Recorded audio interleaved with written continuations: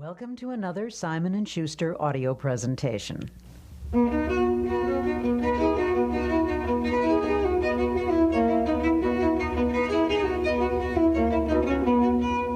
Power of Positive Thinking was first published in 1952. Over the years, it has continued to be an inspirational bestseller. Through its vivid demonstrations of the power of faith, it has helped millions of men and women find a workable method for achieving happiness and success. And now, here is Dr. Norman Vincent Peale. Altogether, too many people are defeated by the everyday problems of life. They go struggling through their days with a sense of dull resentment at what they consider the bad breaks life has dealt them. In a sense, there may be such a thing as the breaks in life, but there is also a spirit and a method by which we can control and even determine those breaks. It's a pity that people let themselves be defeated by the problems, cares, and difficulties of human existence, and it is also quite unnecessary.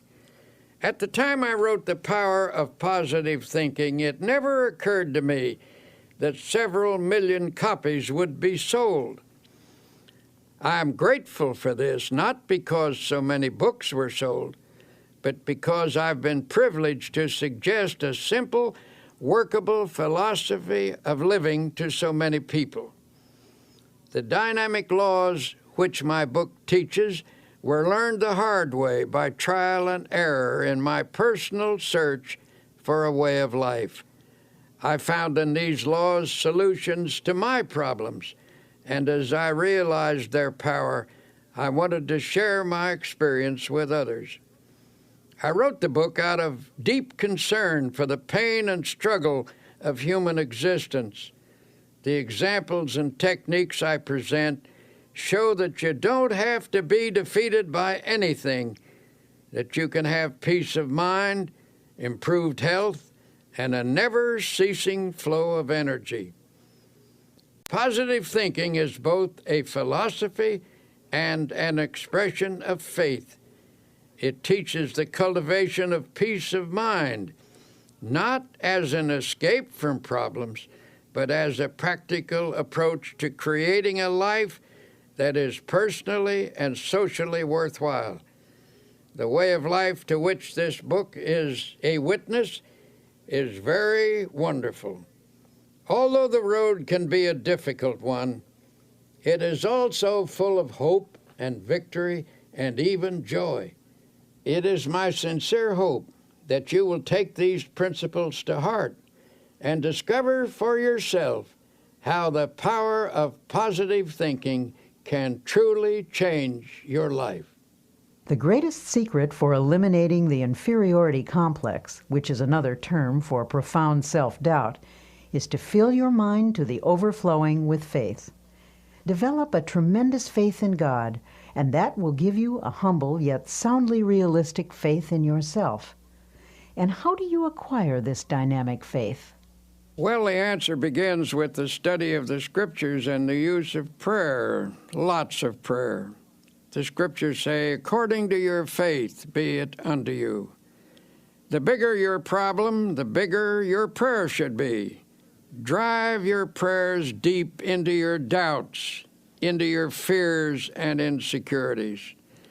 Pray deep, big prayers that have plenty of strength, and you will come up with a powerful and vital faith. It is also helpful to go to a competent spiritual advisor, a minister, a priest, or a rabbi for instruction. The ability to make faith work for you is a skill, and like any skill, it must be studied and practiced to be perfected. One of the most powerful cures for self-doubt is the thought that you are not alone in this world, that Almighty God is actually with you, helping you, that He will be your companion, that He will stand by you, support you, and see you through every adversity. To practice this belief, simply affirm God is with me. God is helping me. God is guiding me.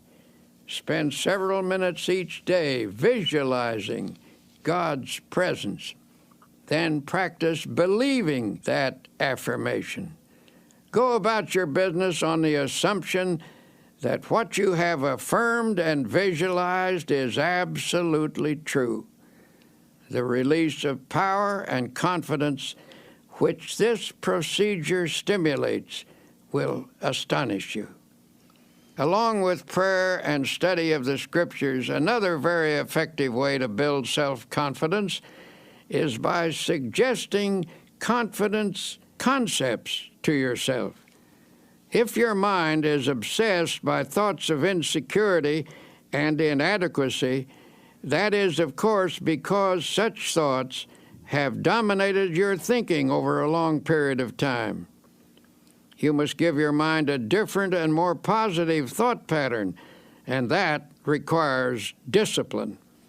In the busy activities of daily existence, the repetition of positive ideas can help re-educate the mind and make of it a power-producing plant. It is possible, even in the midst of your daily work, to drive confident thoughts into your consciousness. Let me tell you about a method one man discovered. This man once went around with the feeling that something terrible was going to happen to him, and it made his life miserable, of course. His mind was saturated with a sense of inferiority. This mental state was reflected in his business, which was doing poorly. But then he hit upon a plan which knocked all those thoughts out of his mind, a plan which allowed him to live with a sense of confidence in himself and in life. I'm a traveling salesman, he explained, and I drive around all day calling on my customers. I've discovered that while a person drives, he or she thinks all kinds of thoughts. If the pattern of thought is negative, one will think many negative thoughts during the day, and that's the way I used to be, he said.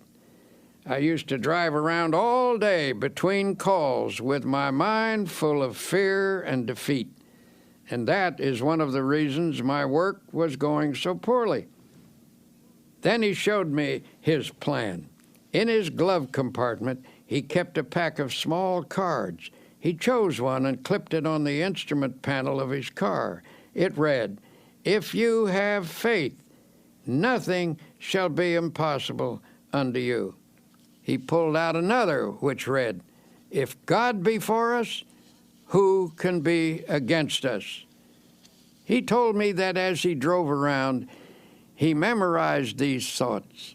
He said, "I've learned to think differently as a result of this practice. The old insecurities that used to haunt me are just about all gone now. And instead of thinking thoughts of defeat and despair, I think thoughts of faith and courage. It is really wonderful the way this method has changed me. It has helped my business, too. For how can you expect to make a sale if you approach a customer thinking you're going to fail? This plan is a very wise one. By filling his mind with affirmations of the presence, support, and help of God, this man actually changed his thought processes. He put an end to the domination of his long-held sense of insecurity. His potential powers were set free. You see, feelings of confidence depend upon the type of thoughts that habitually occupy your mind. If constantly you fix your attention upon dire events that might happen, the result is that you will constantly feel insecure. And what is even more serious is the tendency to create, by the power of thought, the very condition you fear. But when you fill your mind with thoughts of faith, confidence, and security, you force out all thoughts of doubt and weakness. One man I know used a process I'll repeat often in this tape. He went through the Bible and underlined every passage about courage and confidence that he could find. He then committed these lines to memory, in effect, cramming his mind full of the healthiest, happiest, and most powerful thoughts in the world. After a few weeks, the change in him was little short of remarkable. From almost complete defeat, he became an inspiring and confident personality. He now radiates courage and magnetism. He regained confidence in himself and in his own powers by a simple process of thought conditioning. Ralph Waldo Emerson declared a tremendous truth when he said, "They conquer who believe they can." He also said, "Do the thing you fear, and the death of fear is certain." Practice confidence and faith, and your fears and insecurities will soon have no power over you at all. The blows of life, from daily difficulties to large-scale problems, tend to dissipate energy and leave you spent and discouraged. In such a condition, your true inner power is often obscured, and it becomes easy to yield to setbacks by feeling hopeless. When you find yourself in such a state, it is important to reappraise your assets. A reasonable self-evaluation will convince you that things are not as hopeless as you think they are. For example, a man of 52 consulted me. He was in despair. He told me that everything he had built up over his lifetime had been swept away. "Everything?" I asked sympathetically. "Everything," he repeated. "I have nothing left at all. Everything is gone. There is no hope, and I am too old to start all over again." And he said, "Sadly, I have lost all faith." Naturally, I felt sympathetic toward him, but it was evident that his chief trouble came from the dark shadows of hopelessness in his thinking. These shadows had entered into his mind and had distorted his outlook. His true powers had retreated behind this twisted thinking, leaving him without any force. So I said, "Suppose we take a piece of paper and on it list the values you have left." "Ah, there's no use," he sighed. "I haven't a single thing left." "Well," I said, "let's just see anyway. Now, is your wife still with you?" "Why, yes, of course, and she's wonderful," he added. "We've been married for 30 years. She would never leave me, no matter how badly things were." "All right," I said, "let's put that down. Wife still with me. And how about your children?" He said, "Actually, they've all told me that they love me and will stand by me. They are wonderful." "Well, then, that is number 2. Children love you and will stand by you. Have you any friends?" "Yes," he said, "I really have some fine friends who've offered to help. They've been very generous, but what can they do?" So I wrote down number 3, fine friends who hold you in esteem. "How about your integrity, your standing in the community?" "Oh, okay. I've always tried to do the right thing." "Well, let's put that down as number 4, integrity, good standing." "How about your health?" "My health is okay, I'm glad to say." Number 5, then, is good physical health. "How about the United States? Do you still think it's the best place to do business and is the land of opportunity?" "Well, you and me both agree that it's the only country in the world we'd want to live in," he replied. "Well, then that's number 6. You live in the USA, land of opportunity, and you're glad to be here." Then I asked, How about your religious faith? Do you believe in God and that God will help you? Yes, he admitted, I don't think I could have gotten through this at all if I hadn't had some help from God. At this point, I read him the assets we'd listed.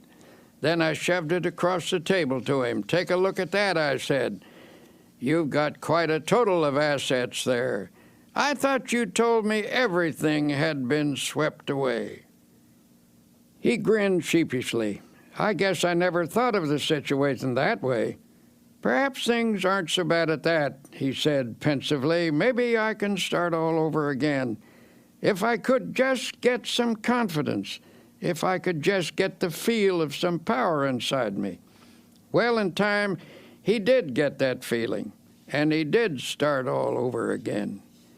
But he did so only when he changed his viewpoint, his mental attitude. It was faith that swept away his doubts and gave him more than enough power to overcome all of his difficulties. And I must admit, he had plenty at the time. This incident illustrates a profound truth, that attitudes are more important than facts. Anything facing us, however difficult, is not as important as our attitude towards it. The secret to rising above most difficulties is simply to gain a more balanced view, with a slant that is weighted a bit on the positive side. So if you feel you are defeated and have lost confidence in your ability to win, tell you what you do. Take a piece of paper and make a list, not of the factors that are against you, but of those that are for you. If anyone thinks constantly of opposing forces, those forces will get built up until they assume a formidable strength, which they actually don't possess. But if you mentally visualize and affirm and reaffirm your assets, you will rise out of even the most awesome difficulty. Your inner powers will reassert themselves, and with the help of God, lift you from defeat to victory.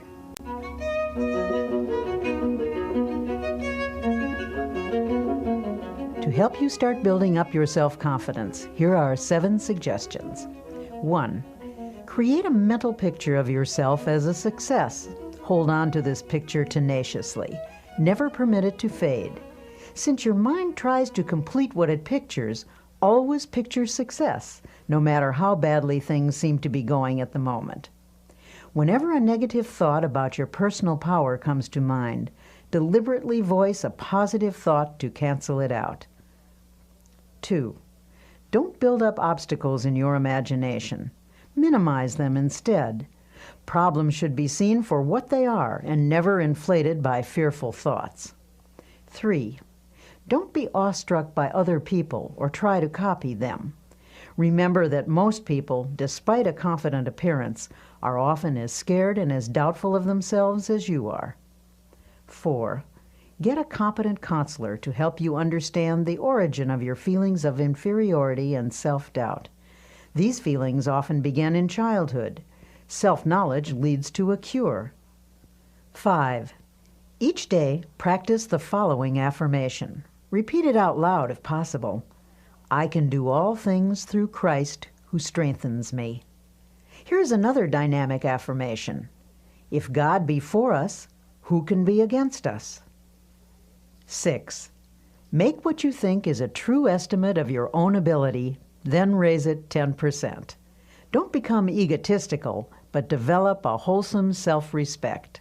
Believe in your own God-released powers. 7. Put yourself in God's hands. To do that, simply state, I am in God's hands. Then believe you are now receiving all the power you need. Affirm that the kingdom of God is within you, in the form of adequate power to meet all of life's demands. Remind yourself that God is with you and there is nothing that can defeat Him. Now, Dr. Peale illustrates an important fact about human nature. You can think your way to failure and misery, but you can also think your way to success and happiness. Because thoughts are real and dynamic. Learning to harness their power is a crucial step in creating a life of your own choosing. Some years ago, I was working with a group of people to establish a nonprofit inspirational magazine. At one point, our endeavor was faced with severe financial problems. In other words, it was almost broke. And when it seemed almost impossible to keep going, I called a meeting.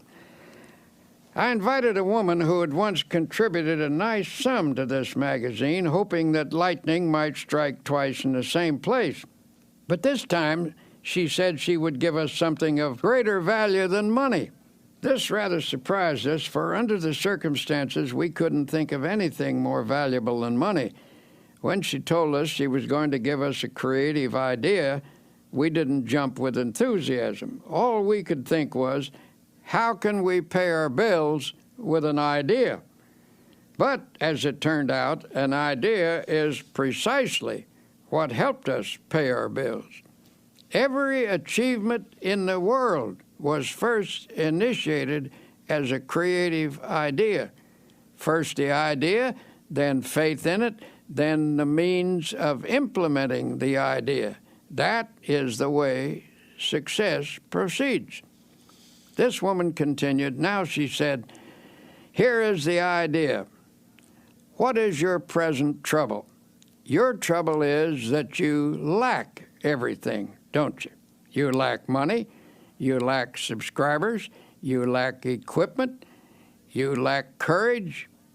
And why do you suppose you lack everything? Why, simply because you're only thinking about what you lack. You are constantly thinking lack thoughts, and you have thereby created a condition of lack. She told us if you constantly think about what you don't have, you keep creating the conditions that keep you in this state. By emphasizing only what you lack, you frustrated the creative forces that can get this project really rolling. She said, from the standpoint of doing a lot, you've been working very hard, but you failed to do the one all-important thing that will lend power to all your other efforts. You have not employed positive thinking. To correct the situation, she advised us to reverse the mental process and begin to think, instead of lack, to think prosperity, achievement, and success. She told us, don't hold on to the mental pictures of difficulties and failures. Lift your mind above them and visualize instead powers and achievements. When you elevate your thoughts into the realm of attainment, you look down on your problems rather than up at them, and thus you get a more encouraging viewpoint. Always come up over your problems mentally. Never approach a problem from below. Wise advice, if you ask me. Anyway, it worked. She told us the key was to visualize the solution to our problem. Suddenly she asked, how many subscribers do you need to keep this magazine going? At that time, we had only 40,000 paid subscribers. I thought quickly and said 100,000 would do it. All right, she said confidently. That's not too hard. In fact, that's easy. All you need to do is to visualize 100,000 people being creatively helped by this magazine, and you will have them. In fact, the minute you can see them, image and visualize them in your mind, you already have them. She turned to me and she said, can you see 100,000 subscribers at this minute? Look out there. Look ahead of you in your mind. Can you see them? Well, I wasn't convinced, and I said rather doubtfully, well, maybe so, but they seem pretty dim to me. She seemed a little disappointed in me as she repeated, "Use your imagination to visualize those 100,000 subscribers." I guess my imagination wasn't working too well because all I could see was the insufficient but actual 40,000 paid subscribers. Then she turned to someone else. "Can you see 100,000 subscribers?" she asked. I rather doubted that he would either, but this fella does have a creative imagination, and I noticed by the fascinated look on his face that she had him. He was gazing straight ahead with a look of wonder. When she asked again, "Do you see the 100,000 subscribers?" "Yes," he cried eagerly. "Yes, I do see them." Electrified, I demanded, "Where are they? Point them out to me." Then I, too, began to visualize them. "Now," continued the woman, "let us say a prayer and together thank God for giving us 100,000 paid subscribers." Frankly, I thought that was pushing the Lord rather hard. But then I remembered a verse in the Scripture where it says, "And all things whatsoever ye shall ask in prayer, believing, ye shall receive them." That means that when you pray for something, visualize what you pray for, believe that if it is God's will and is not selfishly sought after, then it is at that moment given to you. If you have difficulty believing this story, let me assure you that from that moment on, our magazine enterprise never lacked for anything. I tell you this because I was awed by the experience, realizing that I had stumbled upon a tremendous formula for personal victory. I call it the power of positive imaging. I decided to apply it from then on to my own problems, and whenever I've done so, I've had marvelous results. But whenever I've failed to do so, I've missed great opportunities. One of the most important insights about the human race was expressed by the famous psychologist William James. He said, "The greatest discovery of my generation is that human beings can alter their lives by altering their attitudes of mind. In other words, as you think, so shall you be." If you want to improve your situation, get rid of all your old, tired, worn-out thoughts. Fill your mind with fresh, new, creative thoughts of faith, love, and goodness. By this process, you can actually remake your life. One business executive I know is the type of person who is never defeated. No problem, no setback, no obstacle ever gets him down. He simply attacks each difficulty with an optimistic attitude and a ready confidence that it will work out all right. And in some strange way, it always does. He seems to have a magic touch in life, a touch that never fails. One day he told me his secret. I was visiting his plant, a modern structure equipped with the latest machinery, using the most up-to-date production methods. It was a factory of outstanding efficiency. When we entered his office, which was decorated in a very modern style, I was quite surprised to find on his highly polished mahogany desk a battered old copy of the Bible. "That book," he replied, pointing to the Bible, "is actually the most up-to-date thing in this plant. Equipment wears out and furnishing styles change. But that book is so far ahead of us that it never gets out of date." When I went to college, my good Christian mother gave me that Bible, saying if I would read and practice its teachings, I would learn how to get through life successfully. I took the book, he said, just to humor her, but for years I practically never looked at it. I thought I didn't need it. Well, how stupid can you get? And I got my life in a terrible mess. He continued his story saying everything went wrong primarily because I was wrong. I was thinking wrong and acting wrong.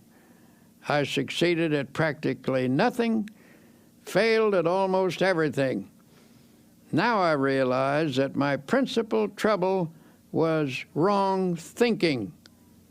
I was negative, resentful, cocky, opinionated. Nobody could tell me anything. I was filled with gripes at everybody. Little wonder I had no friends. Well, he said, one night I was going through some papers and I came across the long-forgotten Bible.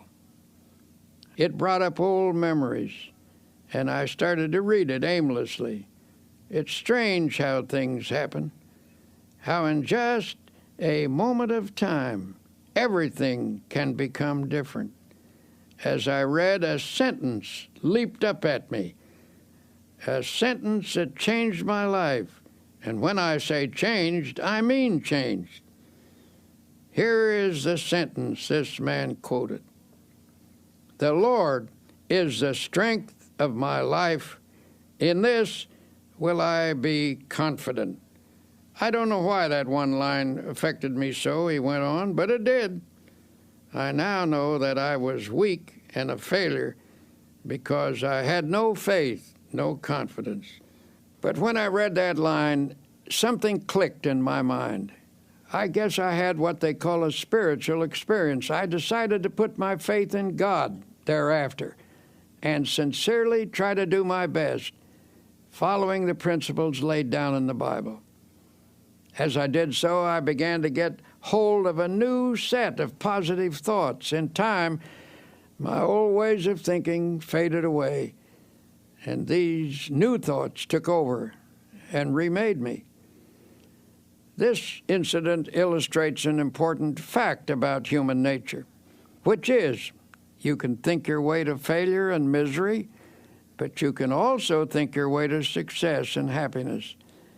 The world in which you live is not primarily determined by outward conditions and circumstances, but by the thoughts that habitually occupy your mind.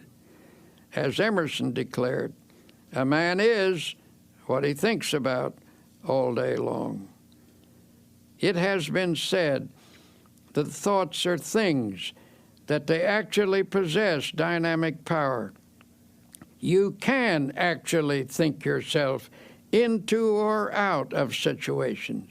You can make yourself ill with your thoughts, and by the same token, you can make yourself well by the use of a healing type of thought.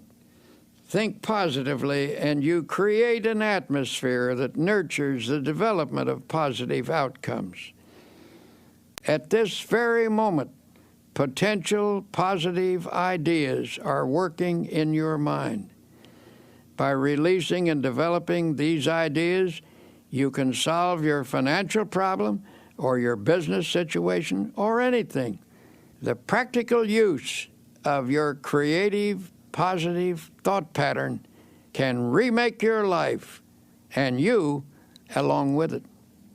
There was a time when I acquiesced in the silly idea that there is no relationship between faith and prosperity, that when one talked about religion, it should never be related to achievement, that it dealt only with ethics and morals or social values. But I came to realize that such a viewpoint limits the power of God and the development of the individual. Christianity teaches that there is a tremendous power in the universe and that this power can and does dwell in personality. It is a power that can blast out all defeat and lift a person above every difficult situation.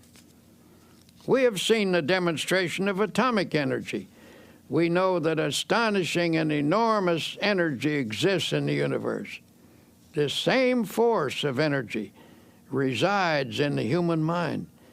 Nothing on earth is greater than the human mind in potential power. The average individual is capable of much greater achievement than he or she has ever realized. When you actually learn to release your potential power, you will discover that your mind contains ideas of such innovative and creative value that you need not lack for anything anymore. By the full and proper use of your power, stimulated by God's power, you can make just about anything of your life, anything you will pray for and work for. So, tell you what, look deeply into your mind. Amazing wonders are there. Here is a method that will help creative thoughts to flow freely from your mind.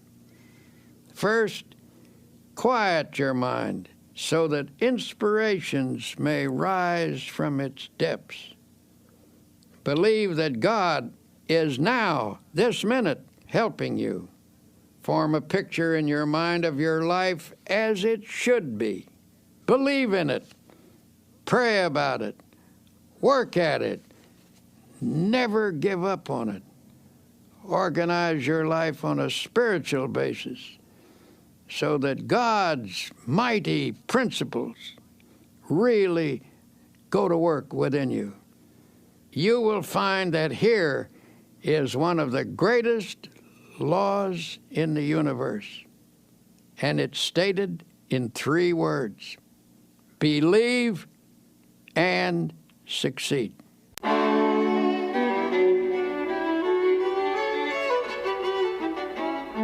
In the final analysis, the basic reason a person fails to live a creative and successful life is because of error within himself. His thinking is wrong. When the 23rd Psalm says, "He leadeth me in the paths of righteousness," it not only means that a person is to depart from evil and do good, but that he is to change his thinking from wrong to right, from error to truth. The great secret of successful living is to reduce the amount of error in oneself and increase the amount of truth. It's just that simple. A constant stream of positive, God-guided thoughts creatively affects the circumstances of life. For inner truth always guides you toward the right path and therefore leads to the right results.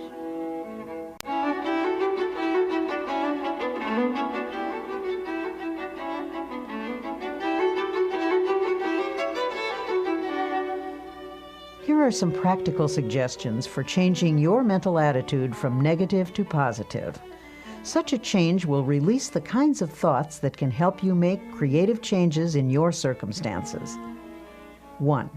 For the next 24 hours, deliberately speak hopefully about everything: your job, your health, your future. Go out of your way to put optimism in everything you say. 2. After speaking hopefully for 24 hours, continue the practice for 1 week. Then you can permit yourself to be realistic for a day or 2. You'll discover that what you meant by realistic a week ago was actually pessimistic, and what you now mean by realistic is something entirely different. It is the dawning of the positive outlook. When most people say they're being realistic, they delude themselves. They are simply being negative. 3. Feed your mind even as you feed your body. A healthy mind requires nourishing, wholesome thoughts. Start at the beginning of the New Testament and underline every sentence about faith. Continue doing this until you've marked every passage in the 4 books: Matthew, Mark, Luke, and John. 4. Commit all of those passages to memory. Learn 1 each day until you can recite the entire list from memory. This will take time, but remember, you've spent much more time being a negative thinker. Unlearning a negative pattern requires time and effort. 5. Make a list of your friends who are positive thinkers and deliberately cultivate their company. Don't abandon your negative friends, but get closer to those with a positive point of view until you've absorbed their spirit. 6. Try to avoid arguments, but whenever a negative attitude is expressed, counter with a positive and optimistic opinion. 7. Pray a great deal and always let your prayers take the form of thanksgiving. Assume that God is giving you great and wonderful things, for if you think He is, He surely is. God will not give you any greater blessing than you can believe in. Remember, according to your faith, be it unto you.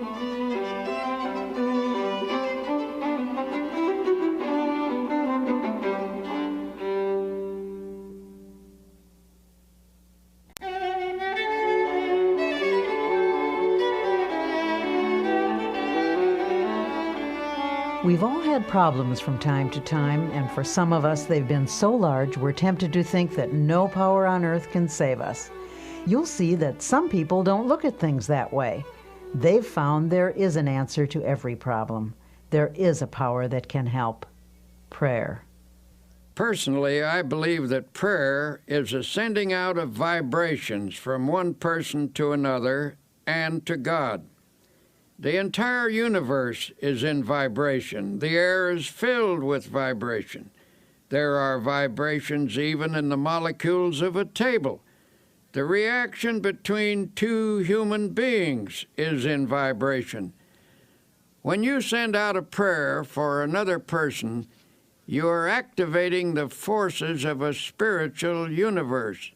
You transmit from yourself to another person a sense of love, helpfulness, support, a sympathetic, powerful understanding.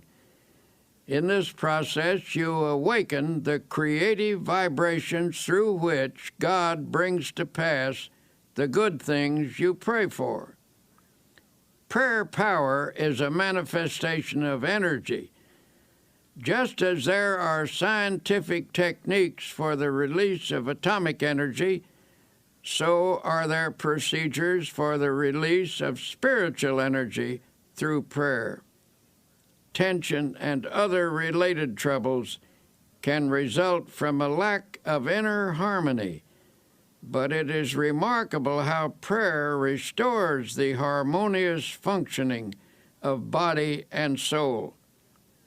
It appears that even the aging process can be held in check by prayer. You need not lose your vital energy or become weak and listless just because of accumulating years, nor is it necessary for your spirit to sag or become dull. Prayer can actually freshen you up every evening and send you out renewed every morning. And of course, if prayer is driven deeply into your subconscious, you can receive guidance in problems. If you haven't experienced this power, perhaps you need to learn some new techniques of prayer. It is important to realize that you're dealing with the most tremendous power in the world when you pray. The key is to find the process that most effectively opens your mind to God. Any method which stimulates the flow of God's power into your mind is highly creative. If you've been praying in a certain manner, even if it's brought blessings, which it doubtless has, perhaps you can pray even more profitably by varying the pattern and by experimenting with fresh prayer formulas. One man I know opened a small business in New York City a number of years ago. He characterized his first establishment as a little hole in the wall. He had only one employee. In a few years, this man moved into more extensive quarters. It became a very successful operation. As he described it, his method of business was to fill the little hole in the wall with optimistic prayers and positive thoughts.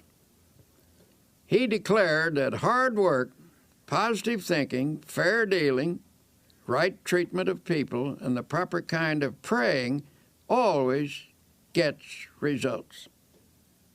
This man, who certainly has a creative and innovative mind, worked out his own formula for solving his problems. It's a curious formula, but I have practiced it myself, and I know that it works. The formula is: 1. Prayerize. 2. Picturize. 3. Actualize. By prayerize, he meant a daily system of creative prayer.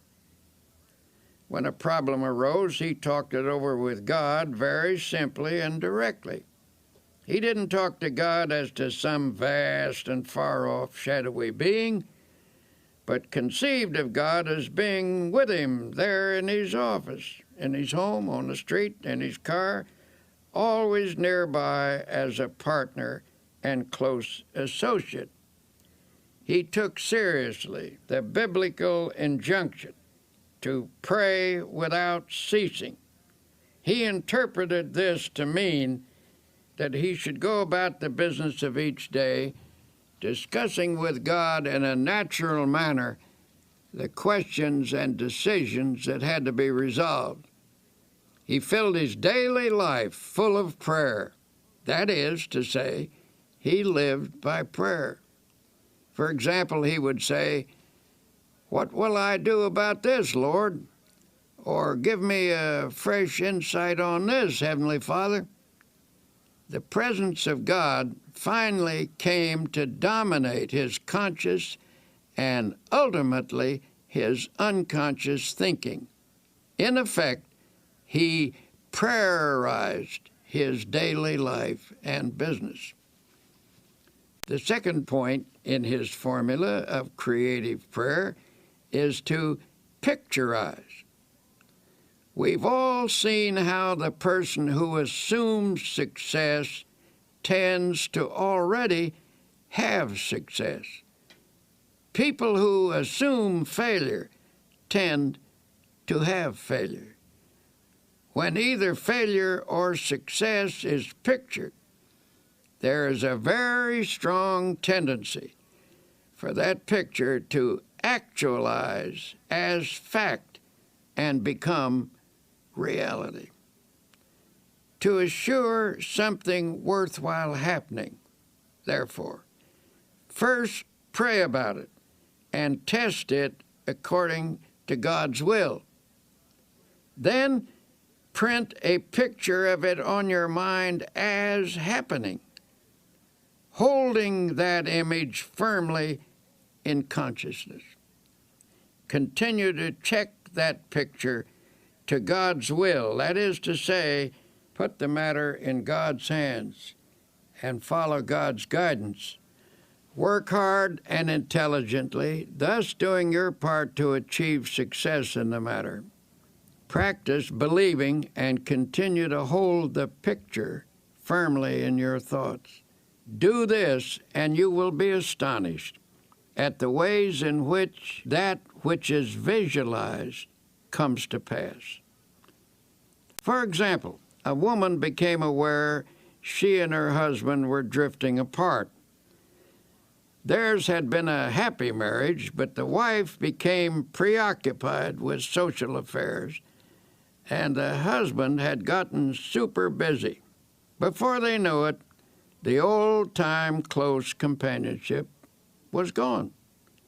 Then, one day, she discovered his interest in another woman. At this, she lost her head and became hysterical. When she consulted her minister, he listened to her tale and then turned the conversation to herself.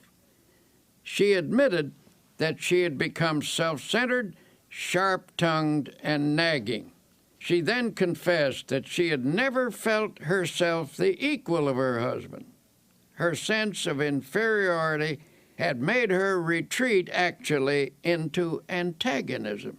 The minister suggested that she create an image of herself as capable and attractive. He whimsically told her that God runs a beauty parlor and that faith techniques could put beauty on a person's face and charm and ease in their manner. He gave her instruction in how to pray and how to spiritually picturize. He also advised her to hold a mental image of the goodness of her husband and of being once again in harmony and companionship with him. She was to hold this picture tenaciously with faith. Soon after this, her husband informed her that he wanted a divorce. She had conquered herself enough by now to receive this request with calmness. She replied that she was willing if he wanted it, but suggested they defer the decision for 90 days. If he still wanted a divorce at the end of this period, she would cooperate with him. Night after night he went out, and night after night she sat at home.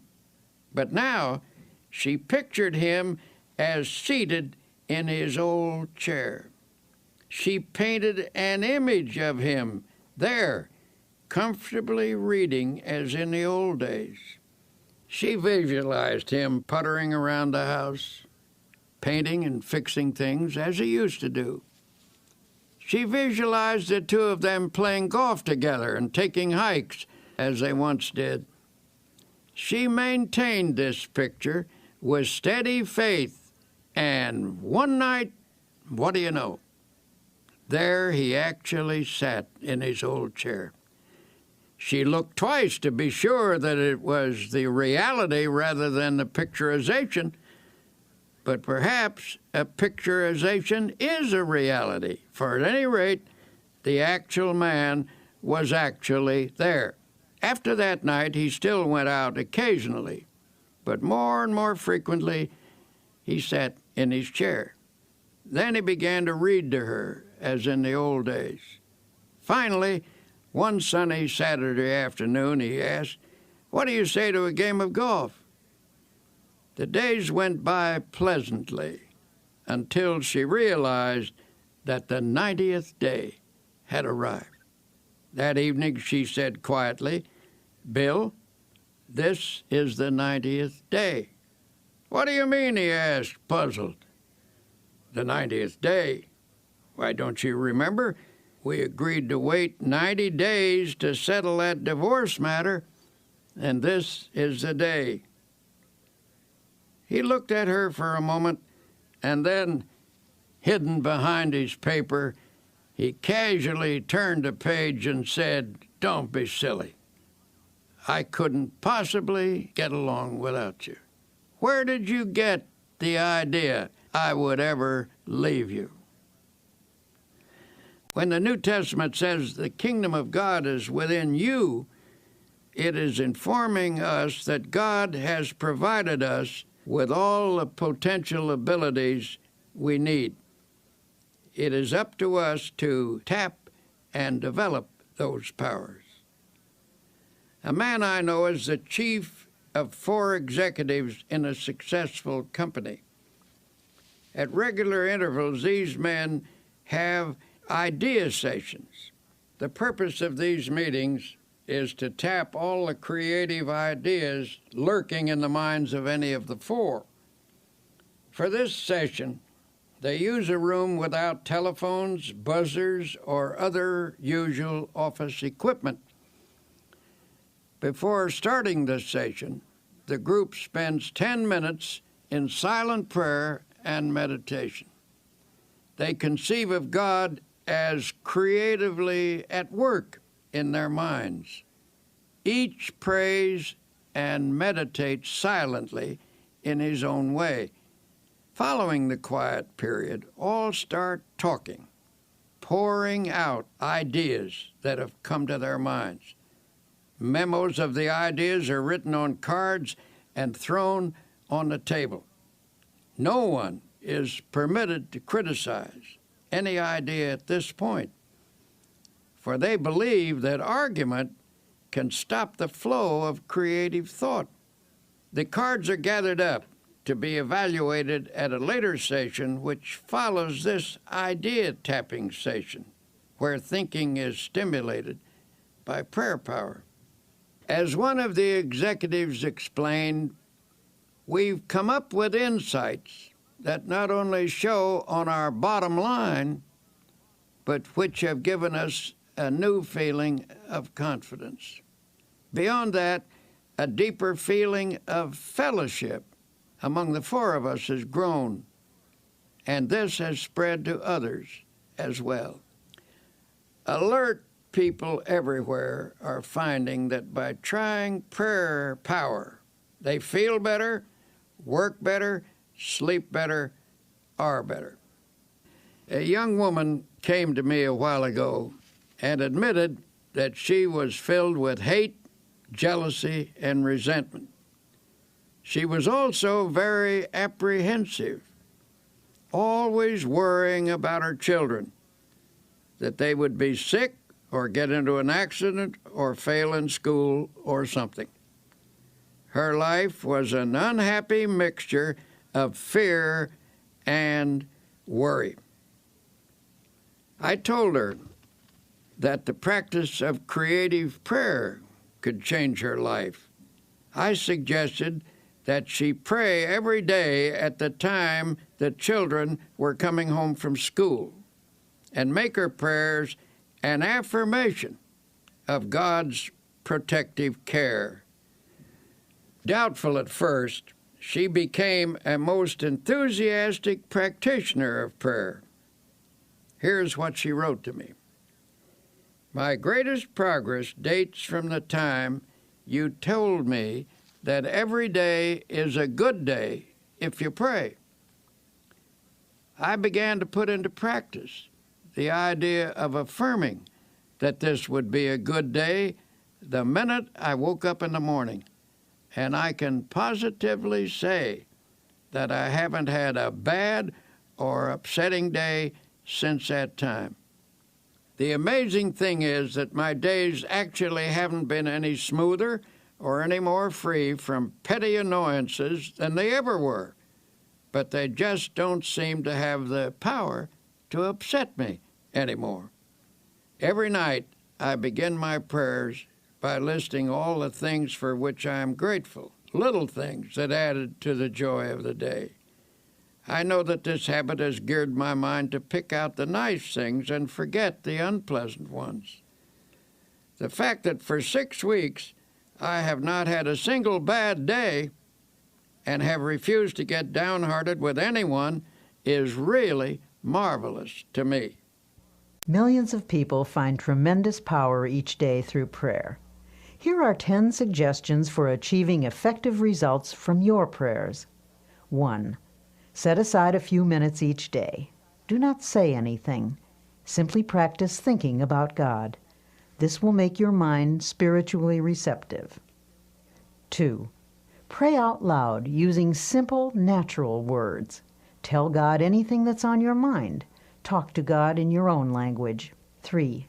Pray as you go about the business of the day, on the subway or bus or at your desk. Begin by closing your eyes to shut out the world and concentrate briefly on God's presence. 4. Don't always ask for something when you pray, but instead affirm that God's blessings are being given and spend most of your prayers offering thanks. 5.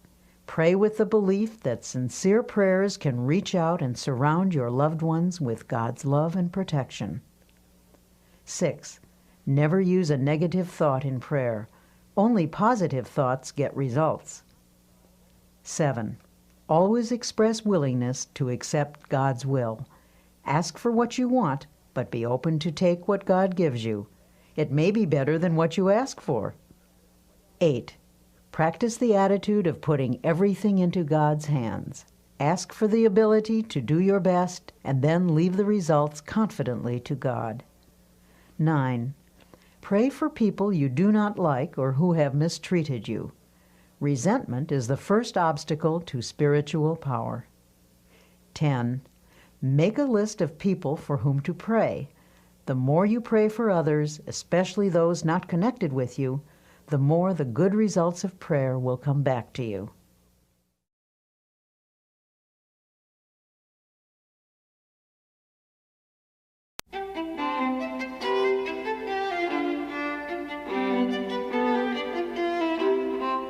Some people, it seems, always have an extra dash of energy for just about any task they want to undertake. What's the secret? How do they do it? In this lesson, entitled Tune Into the Infinite, Dr. Peale talks about the source of all energy and how to tap into its boundless power. A Major League Baseball pitcher once played a long game when the temperature was over 100 degrees. He lost several pounds as a result of the afternoon's exertion, and at one stage of the game his energy was severely depleted. But this man had a unique method for restoring energy. He simply repeated a passage from the Old Testament. But they that wait upon the Lord shall renew their strength. They shall mount up with wings as eagles. They shall run and not be weary, and they shall walk and not faint. The pitcher completed the game with energy to spare. He explained the technique by saying, I sent a powerful energy-producing thought through my mind. As this baseball player discovered, prayer has the power to alter not only our attitudes, but our energy level as well. How we think we feel physically has a definite effect on how we actually feel. If your mind tells you that you're tired, the nerves and the muscles accept that as a fact. If your mind is intensely interested in something, you can keep on with an activity indefinitely. In the same way, our spiritual life functions through our thoughts, especially when we pray. When you tell yourself that you have powerful internal resources, you supply attitudes of faith to your mind. Such attitudes increase your energy and your well-being.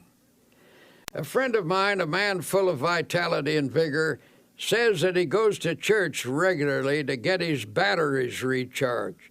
His concept is sound. God is the source of all energy. Atomic energy, electrical energy, spiritual energy. Indeed, every form of energy derives from the Creator. The Bible emphasizes this point when it says, He giveth power to the faint, and to them that have no might He increaseth strength. And here's how the Bible describes life's energizing and re-energizing process. In Him we live and move and have our being. In other words, from God we receive our vitality and our dynamic energy, and through Him we attain completeness. Contact with God establishes within us a flow of the same type of energy that recreates the world, that renews springtime every year. When we're in spiritual contact with God through our thoughts, divine energy flows through us and automatically renews the original creative act. It's not unlike an electric clock connected to an outlet. The clock continues to keep time until it's unplugged. Then it stops because it has lost contact with its source of power. When we lose contact with our divine source of energy, much the same thing happens. We can tap into a reservoir of boundless power, and from this source we can draw on unlimited energy for body and mind. A friend of mine, a man whose responsibilities are very heavy, works from morning until night without interruption, but this fellow always seems able to assume new obligations. Most importantly, he has the knack of handling his work easily and efficiently. One day I happened to be talking with his physician, and I commented that I hoped this man wasn't setting a dangerous pace that could lead to a breakdown. The doctor shook his head. "No," he replied, "I don't think there's any danger of a crack-up. The reason is that he's a thoroughly well-organized individual with no energy leaks in his makeup. He handles things with easy power and carries burdens without strain. He never wastes an ounce of energy. Every effort is applied with maximum force." When asked to account for this seemingly boundless energy and efficiency, the physician stated, "He's emotionally well integrated, and what's more important, he is a soundly religious person. His religion provides him with a workable mechanism for preventing energy leaks. It isn't hard work that drains off energy, but emotional upheaval, and this man is entirely free from that." More and more people are realizing that the maintenance of a sound spiritual and emotional life is an important factor in the enjoyment of a forceful personality. If proper attention is given to the spirit and the emotions, energy will be conserved. But if emotional reactions are not kept in balance, you will begin to see a drain on your vital force. When body, mind, and spirit work harmoniously, there is a natural and continuous replacement of necessary energy. It was the custom of Thomas A. Edison, the world's greatest inventive wizard, to come home from his laboratory after many hours of labor and lie down on his old couch.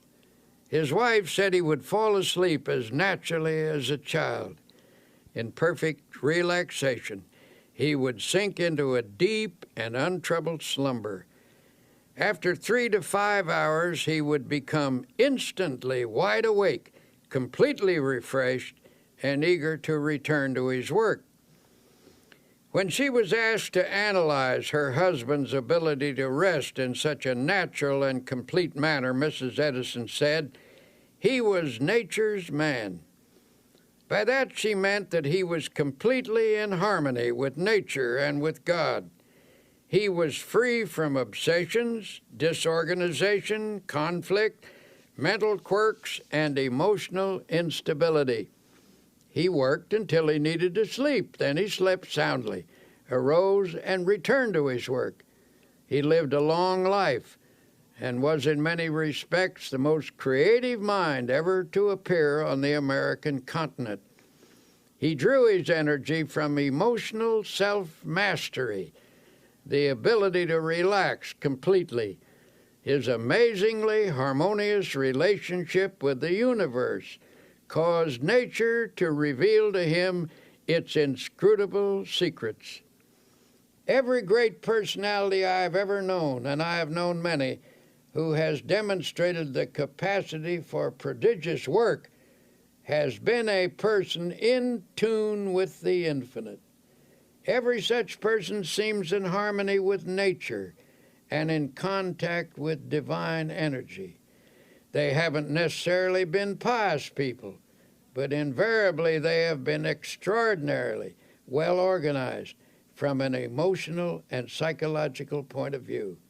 It is fear, resentment, inner conflicts, and obsessions that throw us off balance and thus cause the expensive and unnecessary expenditure of natural force. We are at last awakening to the close relationship between religion and health. We are beginning to comprehend a basic truth, that our physical condition is determined very largely by our emotional condition, and our emotional life is profoundly regulated by our thought life. All through its pages, the Bible talks about vitality and force and life. The supreme overall word of the Bible is life, and life means vitality, to be filled with energy. Jesus stated the key expression, I am come that they might have life, and that they might have it more abundantly. Or as one version has it, I am come that they might have life and have it in all its fullness. This does not rule out pain or suffering or difficulty, but the clear implication is that if a person practices the creative and recreative principles of Christianity, he can live with power and energy. It's important to note that the practice of these principles will bring a person into the proper tempo of living. Our energies are frequently destroyed because of the abnormally high pace at which we go about our lives. To conserve energy, you must get your personality speed synchronized with the rate of God's movement. God is in you. If you are going at one rate and God at another, you will tear yourself apart.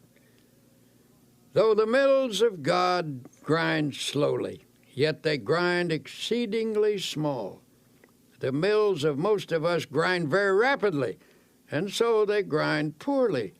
When we become attuned to God's rhythm, we develop a normal tempo within ourselves, and energy flows freely. The hectic habits of this age have many disastrous effects. Everything is speeded up, and for that reason, many people feel unnecessarily tired. The solution is to get into the time synchronization of Almighty God. One way to do this is by going out some warm day and lying down on the earth. Get your ear close down to the ground and listen. You will hear all manner of sounds. You will hear the movement of the spheres, the wind in the trees, and the murmur of insects. You will discover presently that there is in all these sounds a well-regulated tempo. You cannot get that tempo by listening to traffic in the city streets, for it is lost in the confusion of sound. You can get it in church, where you hear the Word of God and the great hymns. Truth vibrates to God's tempo in a church, but you can also find it in a factory if you have a mind to. To get yourself in tune with the rhythm of God, first allow yourself to relax physically. Then conceive of your mind as also relaxing. Then visualize the soul as becoming quiescent, and pray as follows. Dear God, you are the source of all energy. You are the source of energy in the sun, in the atom, in all flesh, in the bloodstream, in the mind. I hereby draw energy from you as from an unlimited source. Then practice believing that you do receive energy. Keep in tune with the infinite. Of course, many people are tired simply because they aren't interested in anything. Nothing ever moves them deeply. To some people, it makes no difference what's going on or how things go. Their personal concerns are more important than all crises in human history. Nothing makes any real difference to them except their own little worries, desires, and hates.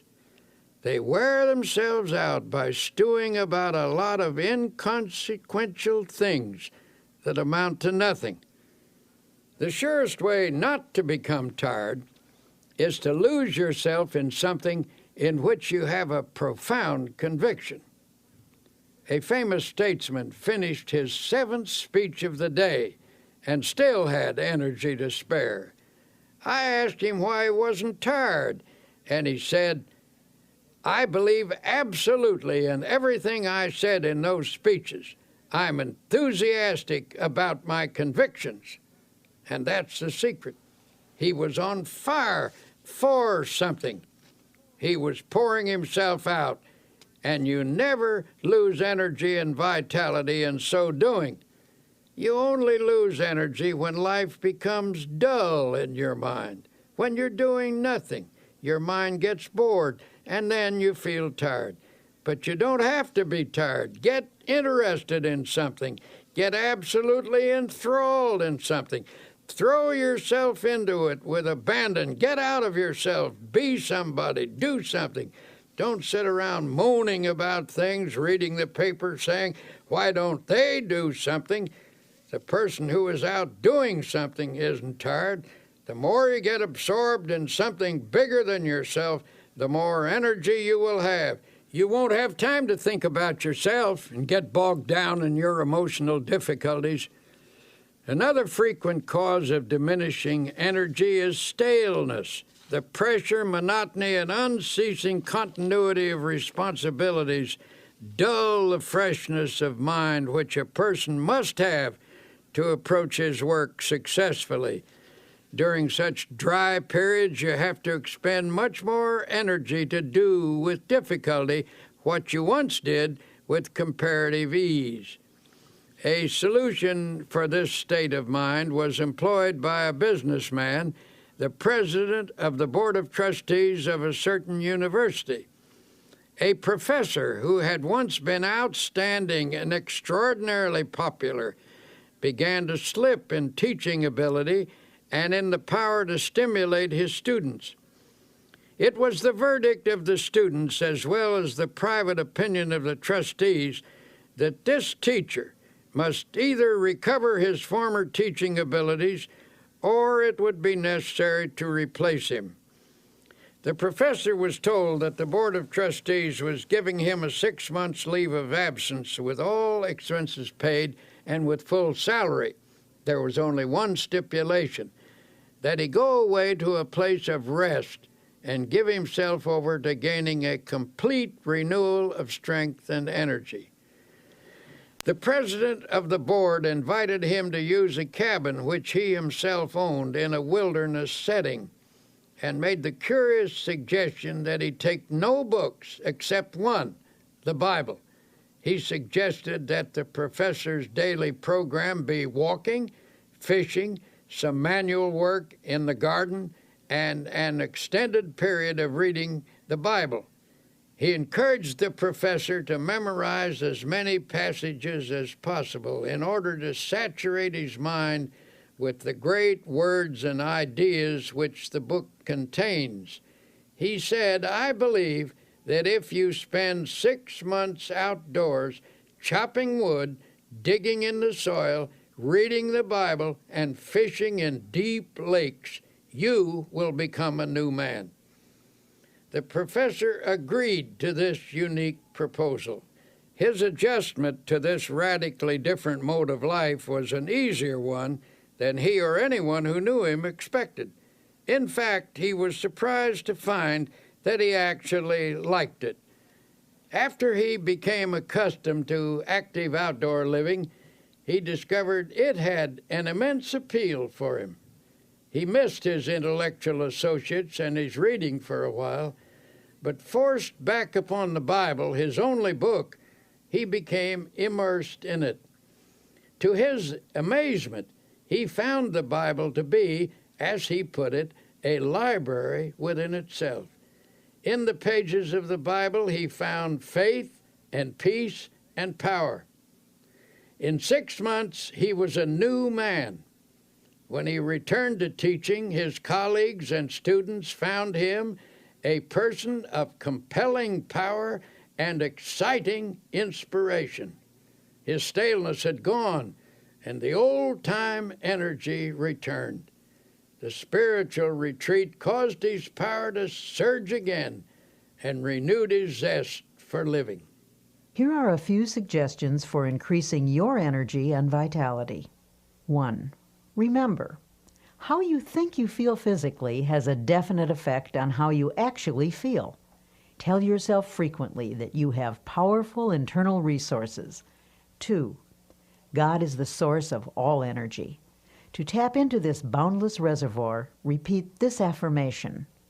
He giveth power to the faint, and to them that have no might, he increases strength.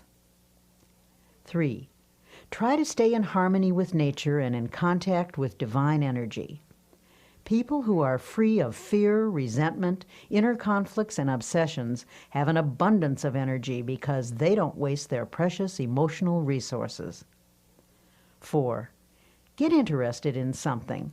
People frequently feel tired because they aren't on fire for something outside their own small circle of interests. 5. Rejuvenate your spirit by taking yourself away from daily routines. Take along a Bible as your companion.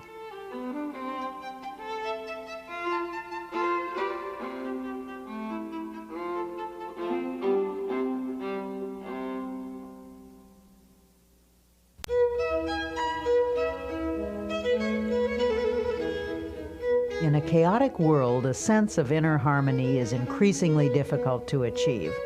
And yet, tranquility is essential to both physical and emotional well-being. In this section, entitled "A Peaceful Mind Generates Power," you will learn one of the most important characteristics of a happy and successful person: peace of mind. How often have you found yourself complaining about how poorly you slept the night before? That you went to bed with an ear full of trouble? Given the choice, wouldn't you rather fall asleep with a mind full of peace? The secret to a mind full of peace lies in one's mental attitude. The life of strain is very difficult. On the other hand, the life of inner peace, being harmonious and without stress, is the easiest type of existence. It is a life which accepts God's gift of peace and embraces the attitude of relaxed trust in Him. The first technique recommended is to practice emptying the mind. I cannot emphasize enough the importance of a frequent mental catharsis. This means clearing the mind of fears, hates, insecurities, regrets, and guilt. The mere attempt to empty the mind tends to give relief. Haven't you ever experienced a welcome sense of release when you've poured out your troubles to somebody you can trust? One effective method for doing this is the daily practice of silence. Everyone should insist upon at least 15 minutes of absolute silence every day. Go alone into the quietest place available and sit or lie down. Do not talk, do not write, do not read. Think as little as possible. Conceive of your mind as the surface of a body of water and see how nearly quiet you can make it so that there isn't even a ripple. When you've attained a quiescent state, begin to listen for the deeper sounds of harmony and beauty and of God that are to be found in the essence of silence. I was once conducting a religious service on an ocean liner on a voyage to Hawaii. In the course of my talk, I suggested that people who were carrying worries in their minds go to the stern of the vessel and imaginatively take each anxious thought out and drop it into the ocean and watch it disappear in the wake of the ship.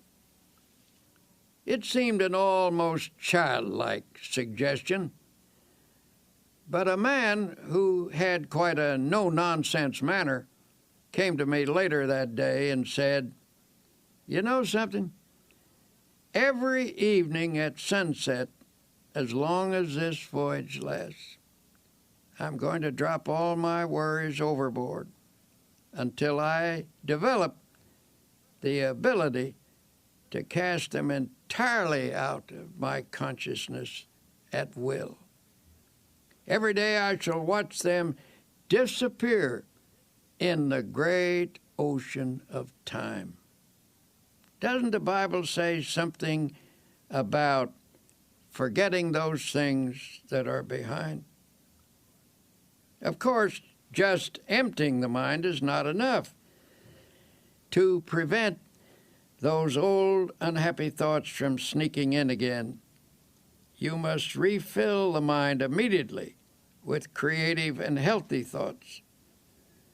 These happy thoughts will stand guard when the old fears, hates, and worries that used to haunt you try to edge back in again.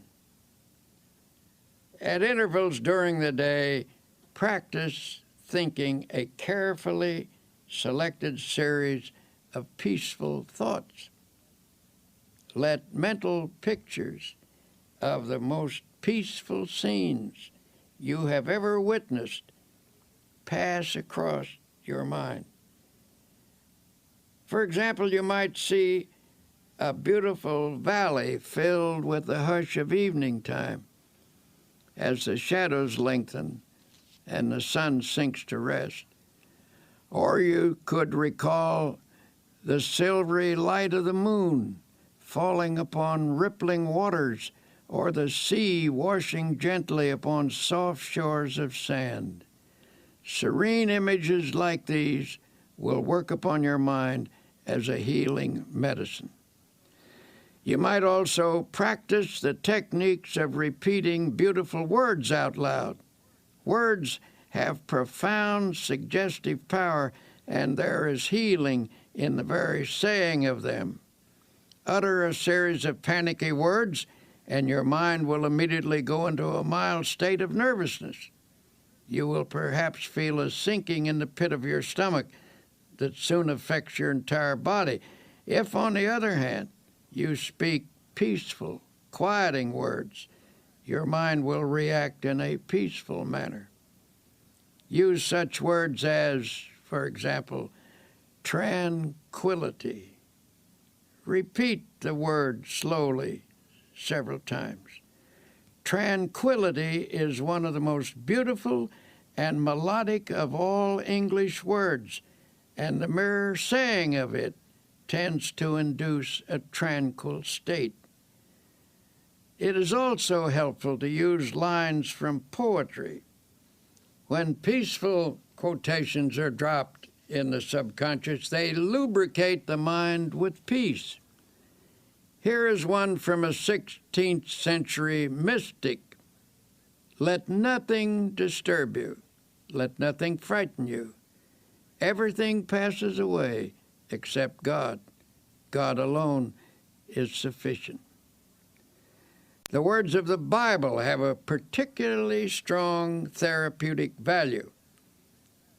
Drop them into the mind, allowing them to dissolve in consciousness, and they will spread a healing balm over your entire being. For attaining peace of mind, this is one of the simplest things to do, and also one of the most effective. There are other practical ways by which you can develop a serene state of mind. One way is through your conversations. Depending upon the words we use and the tone in which we use them, we can talk ourselves into being nervous, high-strung, and upset. But by our speech, we can also achieve quiet reactions. Talk peaceful to be peaceful. You see, the words we speak have a direct and definite effect upon our thoughts. So in a group, when the conversation takes an upsetting trend, try injecting peaceful ideas into the talk. Note how it counteracts the tension. A conversation filled with unhappy expectation, at breakfast, for example, often sets the tone of the entire day. On the other hand, if you start each day by affirming peaceful attitudes, your days will tend to be pleasant and successful. Perhaps our lack of inner peace is due in part to the effect of today's increased levels of noise. Research indicates that certain amounts of noise in the place we work, live, or sleep affects the nervous system and reduces efficiency. Contrary to popular belief, it is doubtful if we ever completely adjust to some noises. No matter how familiar a repeated sound becomes, it never passes unheard by the subconscious. Automobile horns, the roar of airplanes, and other strident noises actually result in physical activity during sleep. Impulses transmitted to and through the nerves by these sounds cause muscular movements which keep us from getting a real rest. On the other hand, the practice of silence is healing, soothing, and healthy. The sense of rest that results from the practice of complete silence is of utmost value. Now, there is another factor in the search for inner peace that I must mention. Frequently, I find that people who lack a sense of inner peace are victims of self-punishment. At some time in their life, they've committed a sin and are then haunted by a sense of guilt. Sometimes this type of person has sought divine forgiveness, and the good Lord, we know, always forgives someone who asks him and who means it. However, there is a curious quirk in the human personality that sometimes won't allow an individual to forgive himself. A person like this feels he deserves punishment and is therefore always anticipating punishment. As a result, he lives in constant apprehension that something bad is going to happen. In order to find peace under these circumstances, he feels he must intensify his activity. He thinks that hard work will give him some release from his sense of guilt. A physician told me that a number of cases of nervous breakdown in his practice were linked to such guilt feelings, where the patients unconsciously attempted to compensate by hectic overwork.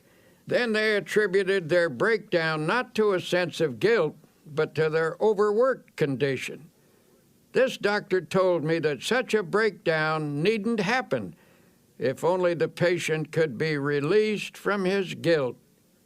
Under such circumstances, peace of mind can be found by yielding the guilt as well as the tension it produces to the healing therapy of God. I once encountered an acquaintance at a quiet resort hotel. This was a high-pressured, hard-driving, and exceedingly nervous businessman. I found him sitting in the sun in a deck chair and said I was glad to see him relaxing in such a beautiful spot. Nervously, he replied, "I haven't any business being here. I have so much work to do at home. I'm under terrible pressure. I'm nervous, jumpy, I can't sleep. My wife insisted that I come down here for a week. The doctors say there's nothing wrong with me that right thinking and relaxation can't cure. But how in the world do I do that? I would do anything to get a sense of quiet inside myself." We talked a bit, and it came out that he was always worrying that something sinister was going to happen. For years, he had lived in a constant state of apprehension about something happening to his wife or his children or his home. It was not difficult to analyze this case. His trouble rose from a double source, from childhood insecurities and from later guilty experiences. His mother had always felt that something was going to happen, and he absorbed her anxiety feelings. Later, he committed some sins, and his subconscious mind insisted upon self-punishment. As a result of this unhappy combination, he was now suffering from a highly inflamed state of nervousness. Finishing our conversation, I stood beside his chair a moment. There was no one near, so I rather hesitantly suggested, "Would you by any chance like me to pray with you?" He nodded, and I put my hand on his shoulder and prayed. "Dear Jesus, as you healed people in the long ago and gave them peace, heal this man now. Give him fully of thy forgiveness and help him to forgive himself. Separate him from all his sins and let him know that you do not hold them against him. Set him entirely free from them.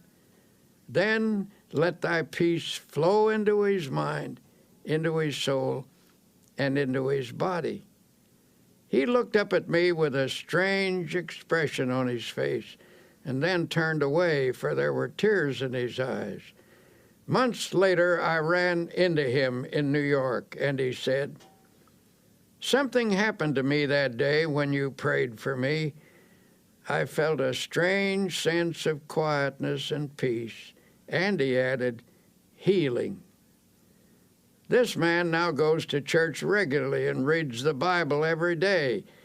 He follows the laws of God and has a great deal of driving force. This is a healthy, happy man, for now he has peace in his heart and in his mind. If you are having trouble finding peace of mind, here are a few exercises. 1. Every day, put aside 15 minutes for yourself when you can find absolute silence. Go alone into a quiet place and sit or lie down. Think as little as possible. Allow the silence to open you up to feelings of harmony and beauty. 2. From time to time during the day, practice concentrating on a selected series of peaceful thoughts. Think of your past as a painting from which you can choose the most serene moments you have ever experienced. Allow your mind to dwell in those scenes until you feel you are present in that place and absorbing its tranquility. 3. Practice the technique of repeating beautiful words out loud.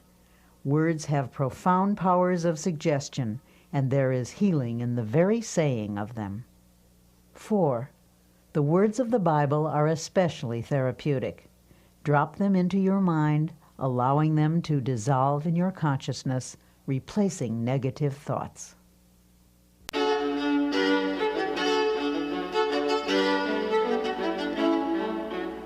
When your daily pace is a frantic one, it's more important than ever to remember that peace of mind is essential to efficiency, no matter what you do.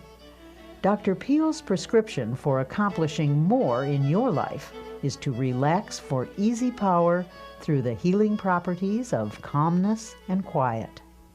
Do you ever fume and fret? Here is a picture of yourself if you do. The word fume means to boil up, to blow off, to be agitated. It conjures up images of someone who is seething and distraught. The word fret is equally descriptive. It is reminiscent of a sick child in the night, a petulant and irritating half-cry, half-whine. To fret is a term usually used when talking about children, but unfortunately it frequently describes the emotional reaction of many adults. The Bible advises us to fret not thyself. This is sound advice for people of our time. If we are to have power to live effectively, we just need to stop fuming and fretting and find instead real peace of mind. But how do you go about doing that? A first step is to reduce your pace or at least the tempo of your pace. We don't usually realize how fast we're driving ourselves. Many people destroy their bodies by this pace, but even worse, they tear their minds and souls to shreds as well. The pace at which we live is determined by our thinking habits.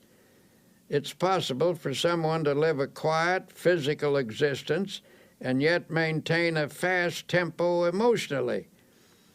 When the mind goes rushing on pell-mell from one feverish attitude to another, it becomes feverish too. This overstimulation produces fatigue, frustration, and emotional illness.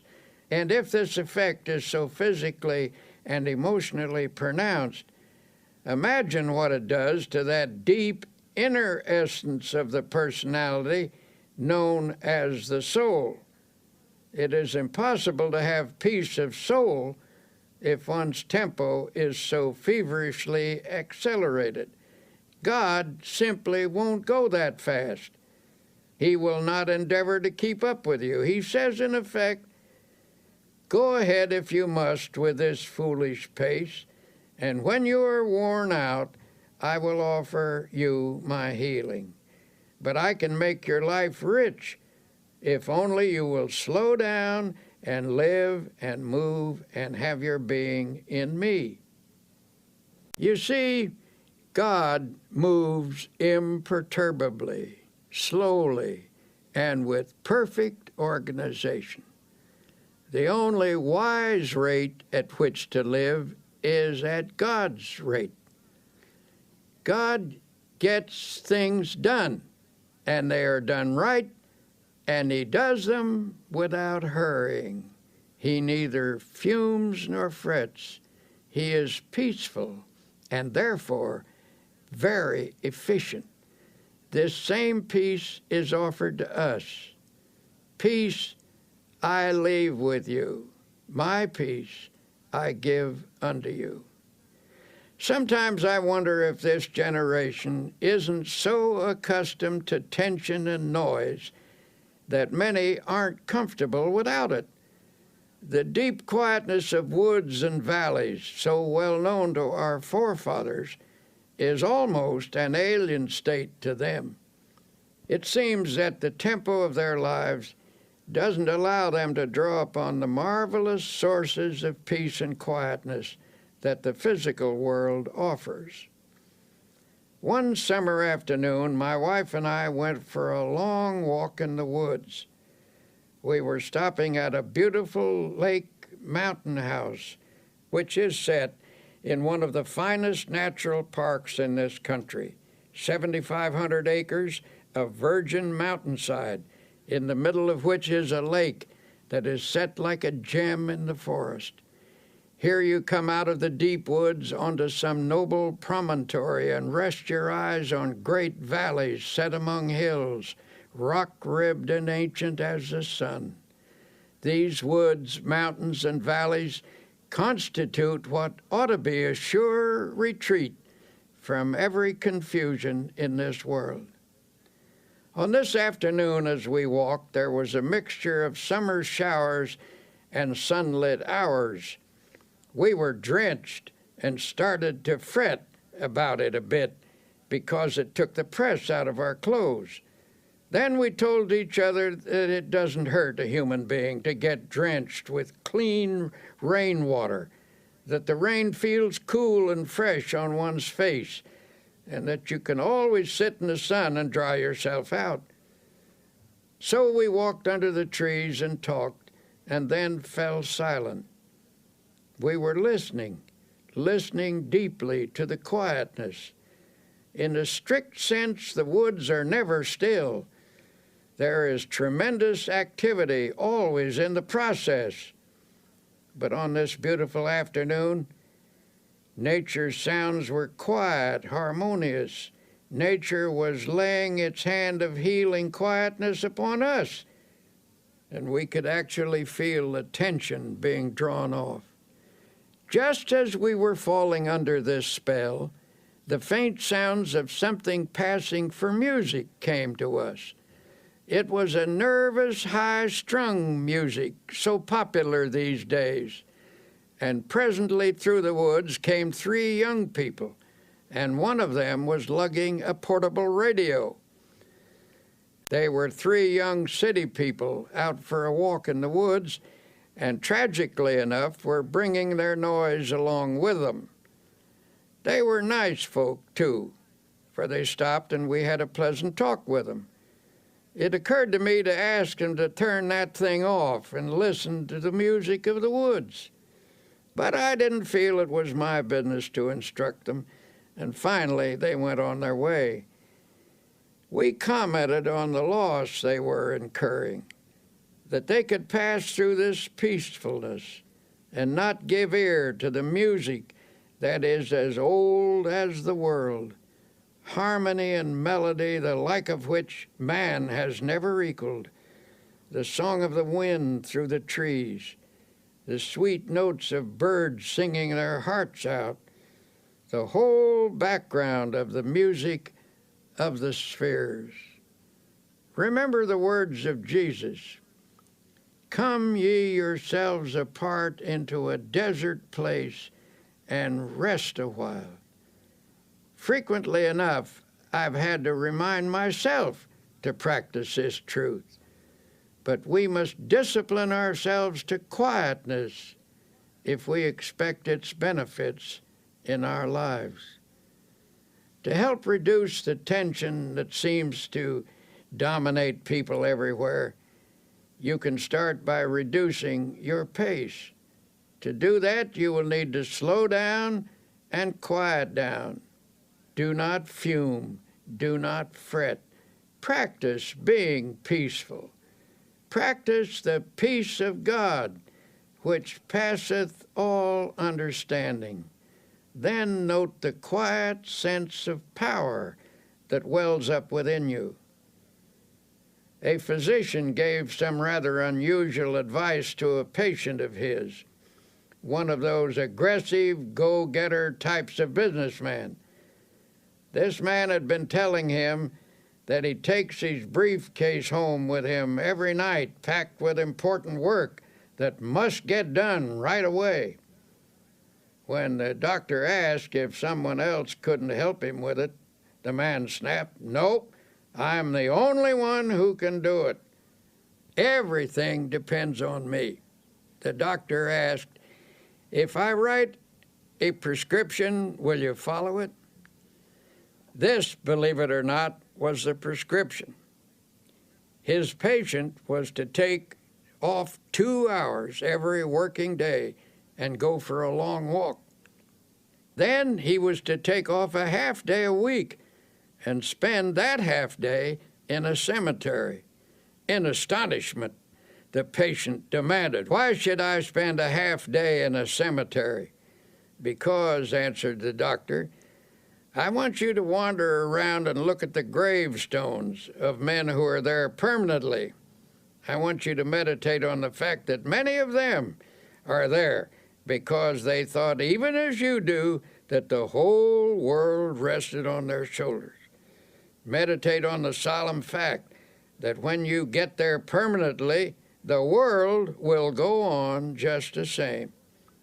There are times when it is essential to check our headlong pace, and it must be emphasized that the only way to stop is to stop. Believe me, I know personally from experience.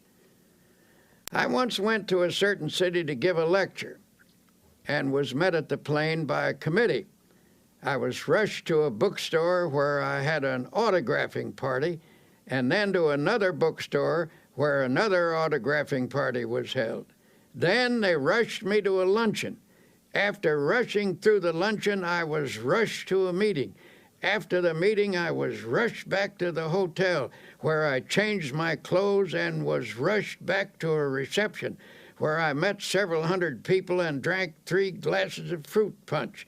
Then I was rushed back to the hotel and told I had 20 minutes to dress for dinner. When I was getting dressed, the phone rang and somebody said, "Hurry, hurry, we must rush down to dinner." Excitedly, I chattered, "I will rush right down." I rushed from the room and was so excited that I could scarcely get the key into the lock. Hastily, I checked myself to make sure I was completely dressed and rushed toward the elevator. All of a sudden, I stopped. I was out of breath. I asked myself, just what is this all about? What is the meaning of this ceaseless rush? This is ridiculous. Then I declared independence and said, I don't care if I go to dinner or not. I do not care whether I make a speech. I do not have to go to this dinner, and I do not have to give a speech. So deliberately and slowly I walked back to my room and took my time about opening the door. I telephoned the man downstairs and said, if you want to eat, go ahead. If you want to save a place for me, I will be down after a while when I'm good and ready. But I'm not going to rush anymore. So I removed my coat, sat down, took off my shoes, put my feet up on the table, and just sat. Then I opened the Bible and very slowly read aloud the 121st Psalm. I will lift up mine eyes unto the hills, from whence cometh my help. I closed the book and had a little talk with myself, saying, come on now, son, start living a slower pace and a more relaxed life. And then I affirmed, God is here and his peace is touching me. I don't need anything to eat, I reasoned. I eat too much anyway. Besides, the dinner will probably not be very good, and if I am quiet now, I will give a better speech at 8 o'clock. So I sat there resting and praying for a while. I shall never forget the sense of peace and personal mastery I had when I walked out of that room. I had the glorious feeling of having overcome something, of having taken control of myself emotionally. And when I reached the dining room, the others had just finished the first course. All I missed was the soup, which by general consent was no great loss. This incident was an amazing encounter with the healing presence of Almighty God. I gained this experience simply by stopping, by quietly reading the Bible, by sincerely praying, and by thinking some peaceful thoughts for a few moments. To attain emotional control, the daily practice of healing techniques is essential. Emotional control cannot be gained in any magical or easy way. The only sure method is by working at it regularly and by developing creative faith. To develop a calm control, it is necessary to think calmness. For as I've said before, the body responds sensitively to the type of thoughts that pass through the mind. It is also true that the mind can be quieted by first making the body quiet. Don't pace the floor. Don't wring your hands. Don't pound or shout or argue or walk up and down. Don't let yourself get worked up into a dither. I was once in a meeting where a discussion was going on which finally became rather bitter. Tempers were getting frayed, and some of the participants were decidedly on edge. Sharp remarks were exchanged. Suddenly one man got up, took off his coat, opened his collar, and lay down on a couch. Everyone was astonished, and someone asked if he felt ill. No, he said, I feel fine, but I'm beginning to get mad. And I have learned that it is difficult to get mad lying down. We all laughed and the tension was broken. So I urge you to slow down. For whatever you really want, will be there when you arrive if you work toward it without stress, without pressing. If proceeding under God's guidance and in His smooth and unhurried tempo it is not there, then it was not supposed to be there. If you miss it, perhaps you should have missed it. Try to develop a normal, natural, God-ordered pace. Practice and preserve mental quiet. Learn the art of letting go of all nervous excitement. To do this, stop at intervals and affirm, I now relinquish nervous excitement. It is flowing from me now.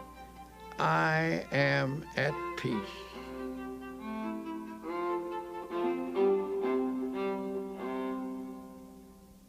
If you have a tendency to fume and fret, here are some exercises that can help you achieve a more peaceful inner tempo. 1. Sit relaxed in a chair. Yield yourself completely to the chair. Starting with your toes and proceeding to the top of your head, conceive of every part of your body as relaxing. Affirm this relaxed state by saying, my toes are relaxed, my fingers are relaxed, my facial muscles are relaxed, and so on. 2. Think of your mind as the surface of a lake in a storm, tossed by waves and whipped by the wind. Then imagine the waves subside and the surface placid and smooth. 3. Spend 2 or 3 minutes thinking of the most beautiful and peaceful scenes you have ever beheld. A mountain at sunset, for example, or a deep valley filled with the hush of early morning, or a woods at noonday, or moonlight upon rippling waters. In your memory, relive these scenes. 4. Make a mental list of times in your life when you've been conscious of God's watchful care. Recall how He brought things out right and took care of you when you were worried and anxious. Then recite aloud this line from an old hymn. So long thy power hath kept me, sure it still will lead me on. 5. Repeat the following quotation, which has a great power to relax and quiet the mind. Thou wilt keep him in perfect peace, whose mind is stayed on thee. Repeat this aloud if possible, so that by the end of the day you will have said it many times. Conceive of these words as active, vital substances that permeate your mind and send a healing balm to every area of your heart and mind.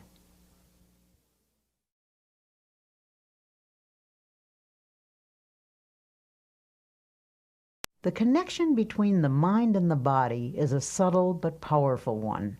Emotional turmoil can sap your energy, reduce your efficiency, cause poor health, and of course, steal your chances for happiness. Here's Dr. Peale with some thoughts on reversing this process and restoring your vitality. A physician I know says many of his patients have nothing wrong with them except their thoughts. He has a favorite prescription for some of them, and it's a verse from the Bible, no less. It reads, Be ye transformed by the renewing of your mind. He finds that when his patients change the pattern of their thoughts, they actually achieve a more peaceful state of mind. And that helps to produce health and well-being. Many people can benefit from such a prescription of prayer, faith, and dynamic spiritual thinking. Here's an example. The sales manager of a large company had experienced a serious decline in both ability and energy. He had once been a man of outstanding efficiency and power, but in the last year or so, he'd lost his creative skill and sales were slipping badly. 2 vacations brought no improvement. This man's physician recommended to the company president that his patient come to our religio-psychiatric clinic for an interview. When he arrived, he was rather indignant at being sent to a church. This is a pretty pass, he fumed, when they send a businessman to a preacher. I suppose you're going to pray with me and read the Bible, he said irritably. Well, I wouldn't be surprised, I answered, for sometimes our trouble lies in an area where prayer and the therapy of the Bible can have an important effect. He proved most sullen and uncooperative until I was finally forced to say to him, "Listen, I want to tell you bluntly that you'd better cooperate with us or you're going to be fired." "Who told you that?" he demanded. "Your boss," I replied. "In fact, he says that unless we can straighten you out, as much as he regrets it, you're through." You never saw such a stunned expression on anybody's face. "What do you think I ought to do?" he finally stammered. "A person often gets himself into the state you're in," I replied, "because the mind is filled with fear, anxiety, tension, resentment, guilt, or a combination of all of these. When these ingredients accumulate to a certain weight, the personality cannot support them any longer and gives way. Normal sources of emotional, spiritual, and intellectual power become clogged up. The person becomes bogged down by resentment, fear, or guilt. I don't know your trouble, but I suggest you think of me as a sympathetic friend with whom you can be absolutely open, and that you begin to tell me all about yourself. I emphasize the importance of concealing nothing and of emptying whatever fears, resentments, or guilt feelings might be in his mind." It was rather difficult to get him to talk, for he was essentially a decent person and had a strong sense of shame. In due course, the troubles came out. He'd committed a series of sins, and these involved him in a complicated maze of lies. He was living in fear of exposure, and all in all, it was a most pathetic mass of inner confusion. I shall never forget the way he reacted when it was all over. Standing on his feet, he began to stretch. He stood on tiptoes, reaching his fingers toward the ceiling, and then took a deep breath. "My," he said, "I feel good." It was a dramatic expression of release and relief. Then I suggested that he pray and ask God to forgive him and to fill him with peace and cleanness. "Do you mean for me to pray aloud?" he asked dubiously. "I never did that in my whole life." "Yes," I said, "it's a good practice, one that will strengthen you." It was a simple prayer, and as best as I can recall it, this is what he said. "Dear Lord, I've been an unclean man, and I'm sorry for the wrong I have done. I've poured it all out to my friend here. I now ask you to forgive me and to fill me with peace. Also, make me strong so that I will never repeat these actions. Help me to be clean again, and better, lots better." He went back to his office that very day. Nothing was ever said to him, and it did not need to be, for soon he got back into stride and regained his position as one of the best sales managers in his city. Later, I met his president, who said, "I don't know what you did to Bill, but now he certainly is a ball of fire." "It wasn't me," I replied. "God did it." Every thoughtful person who has ever considered the matter realizes that doctors are right when they tell us that grudges, resentment, jealousy, vindictiveness, hate, and so on are attitudes that produce poor health.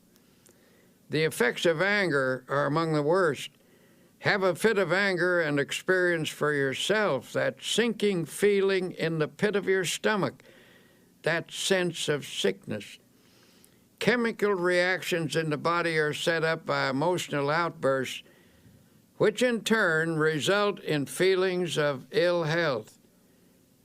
Should these continue, either violently or in a simmering state over a period of time, the general condition of the body will deteriorate. Violent negative emotions place great strain upon the heart.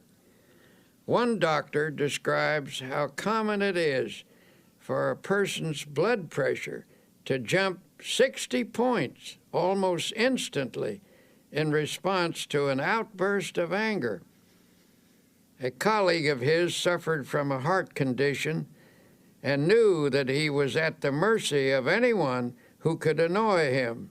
His death, in fact, resulted from a heart attack caused by a fit of anger when he forgot to discipline himself.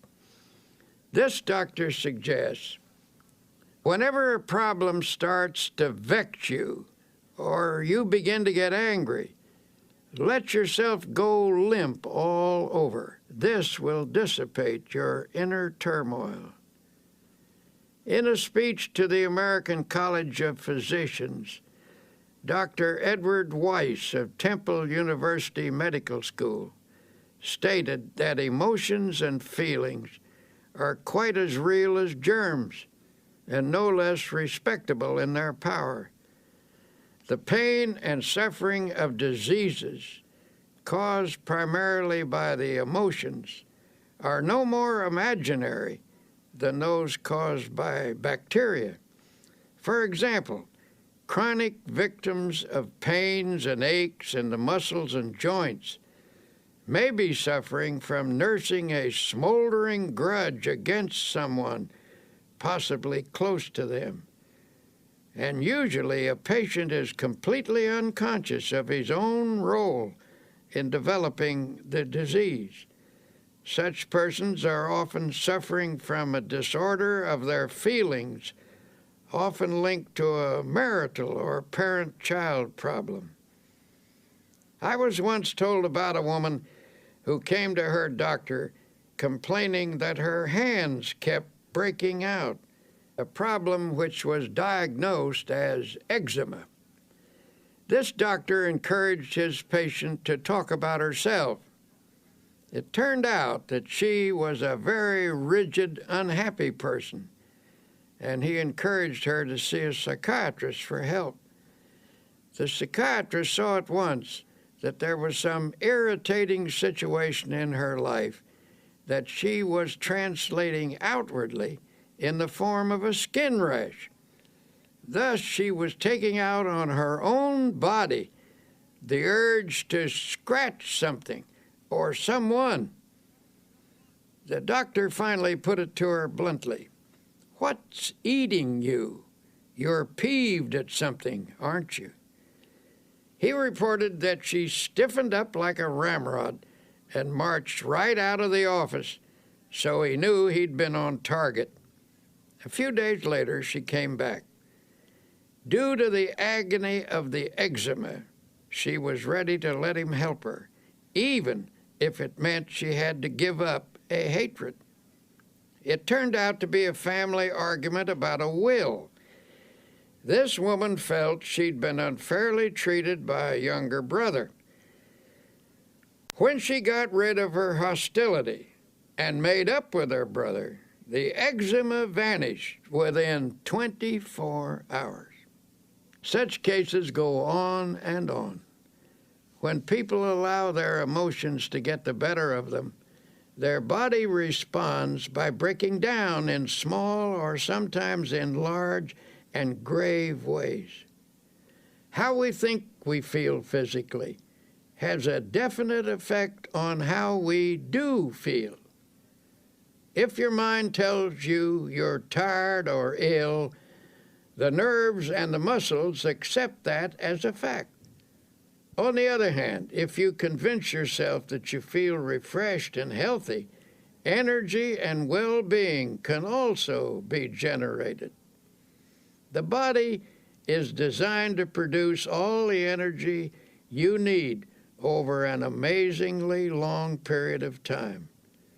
To have good health, a person must take reasonable care of his body with proper diet, exercise, sleep, and so on. To complete the prescription, a well-balanced emotional life is also necessary. When body, mind, and spirit work harmoniously, energy is continuously replaced. The longer I live, the more I'm convinced that neither age nor circumstance needs to deprive us of energy and vitality. If you are feeling under par, I recommend that you do a very scrupulous self-analysis. Honestly ask yourself if you're harboring any ill will or resentment or grudges, and if so, cast them out. Every day and every night of your life, these feelings eat away at you. Emotional ills sap your energy, reduce your efficiency, cause poor health, and of course, they steal your chances for happiness. And yet some people still think that when the Bible tells us not to hate or get angry, it is theoretical advice. The Bible is not theoretical. It is our greatest book of wisdom. It is filled with practical advice on living and on health. Since irritation, anger, hate, and resentment have such a powerful effect on our health, what is the antidote? Obviously, the solution is to fill the mind with attitudes of goodwill, forgiveness, faith, love, and an indomitable spirit. To get you started in conquering such negative emotions, here are some practical suggestions. 1. Remember that anger is an emotion, and an emotion is always warm, even hot. To reduce an emotion, cool it. We all know that when a person gets angry, hands clench, the voice rises stridently, muscles tense, the body becomes rigid. Physically, you become poised to fight with adrenaline shooting through your body. To counter this reaction, deliberately oppose the heat of this emotion with coolness. Freeze it out. Use your will to keep your hands from clenching by holding your fingers out straight. Deliberately reduce the tone of your voice. Bring it down to a whisper. Slump in a chair or even lie down if possible. Remember, it's difficult to argue in a whisper or even get mad while lying down. 2. At the moment, it may be a bit hard to pray, but try it anyway. At least conjure up a picture of God in your mind and try to think of Him angry as you are. You can't do it, and the effort will serve to puncture your hostility. 3. Instead of counting to 10 when you feel anger mounting, try the first 10 words of the Our Father.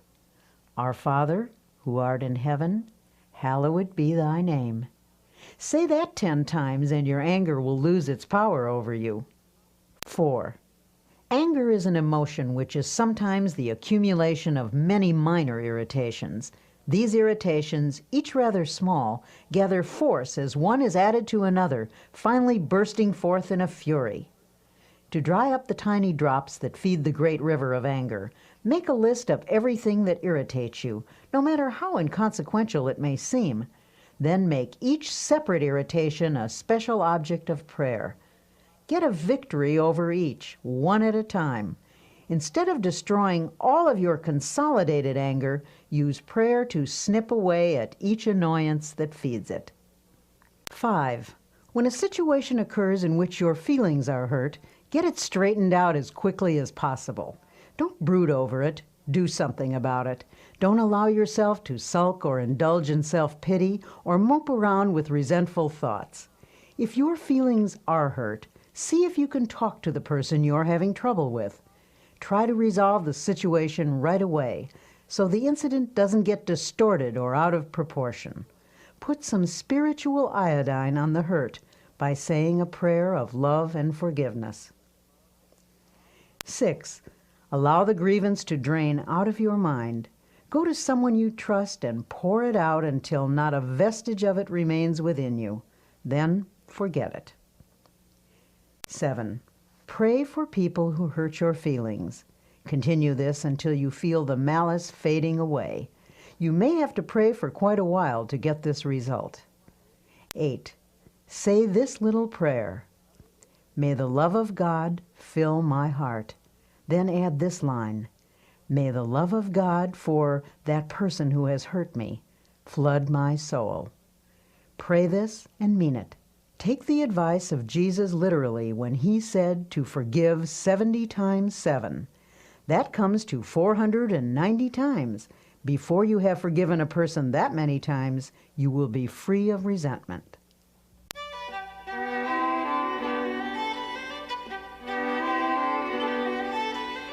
Worry can have a devastating effect on your physical and emotional health. It stifles the flow of creative power and cripples the ability to act with confidence and clarity. But there is a remedy for overcoming fear. Here is Dr. Peale. Reduced to its simplest form, what is worry? Basically, worry is an unhealthy and destructive mental habit. But if you're a worrier, you weren't born with the habit. You acquired it, and like any habit or acquired attitude, you can cast worry from your mind. A famous psychiatrist asserts that anxiety is the great modern plague. Professionals tell us that fear is the most disintegrating enemy of the human personality, that worry is the most subtle and destructive of all human diseases, that thousands of people are ill because of dammed-up anxiety. Because these sufferers are unable to expel their anxieties, they've turned their problems inward, causing many forms of ill health. The destructive quality of worry is indicated by the word itself, which is derived from an old Anglo-Saxon word meaning to choke. If someone were to put his fingers around your throat and press hard, cutting off the flow of air and blood, it would be a dramatic demonstration of what you do to yourself by long-held and habitual worry. The worrier, so it seems, is not likely to live as long as the person who learns to overcome his worries. A study of some 450 people who lived to be 100 years of age found that the following reasons contributed to their long and contented lives. 1, they kept busy. 2, they used moderation in all things. 3, they ate lightly and simply. 4, they got a great deal of fun out of life. 5, they were early to bed and early to rise. 6, they were free from worry and fear, especially the fear of death. 7, they had serene minds and faith in God. Have you ever heard a person say, "I'm almost sick with worry," and then add with a laugh, "But I guess worry never really makes you ill"? But that is where they are wrong. Worry can make you ill. The problem is we worry not only with our minds, but with our hearts, brains, and every other part of ourselves. No matter what the cause of worry and fear, its effect can be noted in the cells, tissues, and organs. But don't be discouraged. There is a remedy that will bring you sure relief. You can overcome your worries. The first step is simply believing you can. For whatever you believe you can do, with God's help, you can do. Here, then, is a practical procedure which will help to eliminate abnormal worry from your daily life. Practice emptying the mind daily. This is a suggestion I will repeat over and over again, for it is of utmost importance. To avoid retaining worries in your mind while you sleep, this mental catharsis should be done preferably before retiring at night. The last 5 minutes before going to sleep are of extraordinary importance, for in that brief period the mind is most receptive to suggestion. It tends to absorb the last ideas that are entertained in the waking state. Then while you sleep, thoughts sink into the subconscious. This process of mind letting is important in overcoming worry because fearful thoughts can clog the mind and impede the flow of mental and spiritual power. But if such thoughts are eliminated daily, they will not accumulate. To help drain away these thoughts, you might use a process of creative imagination, in which you conceive of yourself as actually emptying your mind of all anxiety and fear. Think of the remarkable imaginative skill of small children. Watch how they respond to the game of kissing away a hurt. Imagination is not simply the use of fantasy. The word imagination comes from the idea of imaging, that is, creating images in our mind. Imagineering is the use of mental images to build factual results, and it is an astonishingly effective procedure.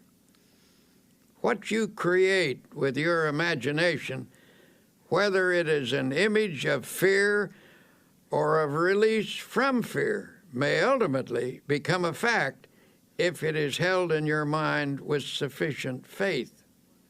Here's one method you might use. Picture all your worry thoughts flowing out from you in the same way that water flows from a basin by removing the stopper. During this visualization, repeat the following affirmation. With God's help, I am now emptying my mind of all anxiety, all fear, all sense of insecurity. Repeat this slowly 5 times.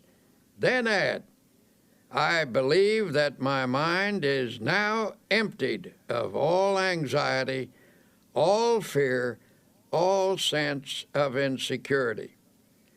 Repeat the statement 5 times while holding a mental picture of your mind as being emptied. Then thank God for thus freeing you from fear, and then go to sleep. When you're beginning the curative process, use this method mid-morning and mid-afternoon as well as bedtime. Go into some quiet place for 5 minutes for this purpose. Do this faithfully, and you will soon know its beneficial results. In due course, this thinking will drive out worry. I cannot emphasize enough the importance of freeing your mind from worry and fear. Fear something over a long period of time, and there is a real possibility that you may actually help bring it to pass. The Bible contains a line which is one of the most terrible statements ever made, terrible in its truth. It's this, for the thing which I greatly feared is come upon me. Of course it will. For if you fear something continuously, you tend to create conditions in your mind that encourage its development. Faith is the one power against which fear cannot stand. Master faith, and you will automatically master fear. As the Bible also suggests, that which I have greatly believed has come upon me. In many different ways, the Bible tells us that if we have faith, nothing is impossible. So if you shift your mind from fear to faith, you will stop creating the object of your fear and will instead create the object of your faith. In the campaign against the worry habit, here's a useful strategy. The vast tree of worry which has grown up in your personality over long years can best be handled by making it as small as possible. First, snip off the little worries and expressions of worry. For example, reduce the number of worry words in your conversation. Words may be the result of worry, but they also create worry. When a worry thought comes to mind, immediately remove it with a faith expression. For example, instead of saying, "I'm worried that I will miss the train," put the worry out of your mind with a prayer and get started a little earlier. The less worrying you do, the more likely you are to be well organized, for the uncluttered mind is systematic and better able to regulate time. A friend of mine says that every morning before he gets up, he repeats the words, "I believe," 3 times. Thus, at the day's beginning, he conditions his mind to faith, and it never leaves him. His mind accepts the conviction that by faith he is going to overcome his problems and difficulties during the day. He starts the day with creative, positive thinking in his mind. He believes, and it is very hard to hold back the person who believes.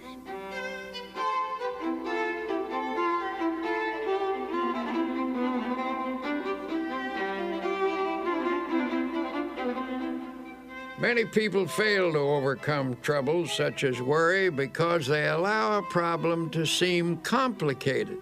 It can be very useful to attack the problem with some simple technique, something that dramatizes your war against worry.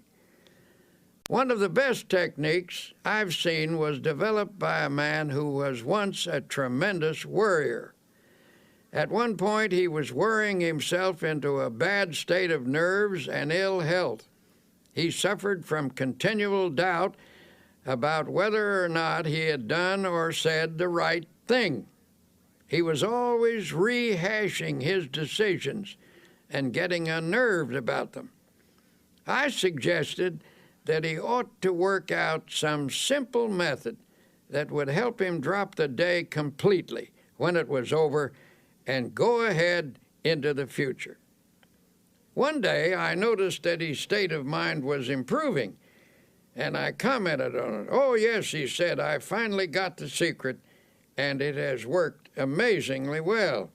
He asked me to drop into his office sometime during the close of the day, and he would show me how he had broken the worry habit.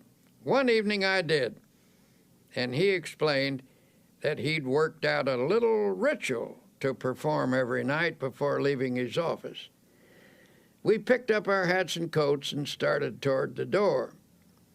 By the door stood a wastebasket, and above it on the wall was a calendar.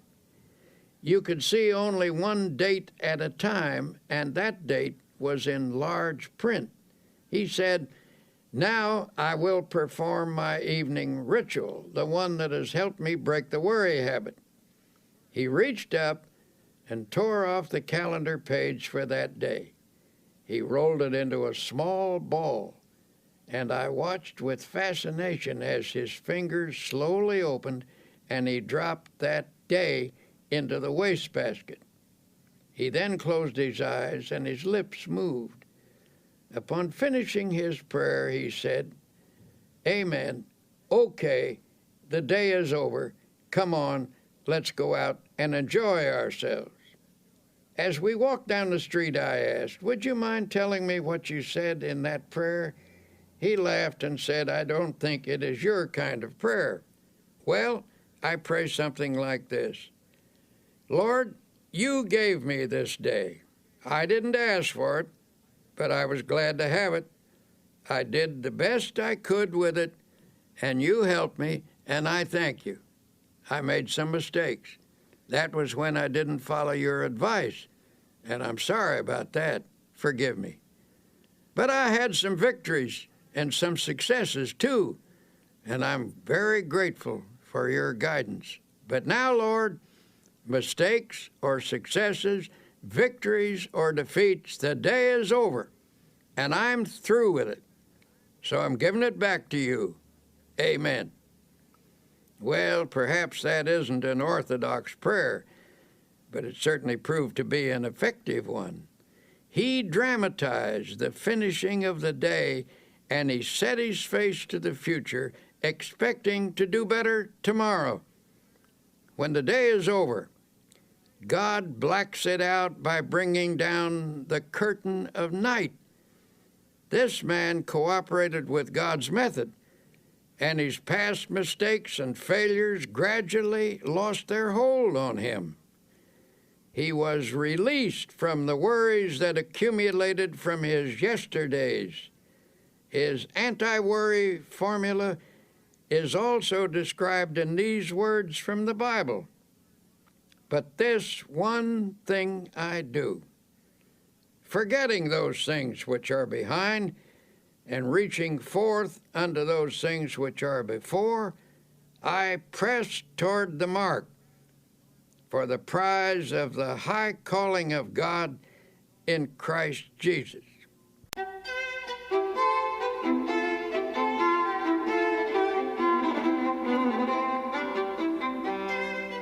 To help you break the worry habit, here are some practical suggestions you can start using right away. 1. Say to yourself, worry is a very bad mental habit. I can change any habit with God's help. 2. You can become free of worry by practicing the opposite and stronger habit of faith. With all the strength and perseverance you can command, start practicing faith. 3. How do you practice faith? Here's a good way to begin. First thing every morning before you rise, say out loud, I believe. 4. Recite this prayer frequently. I place this day, my life, my loved ones, my work in the Lord's hands. There is no harm in the Lord's hands, only good.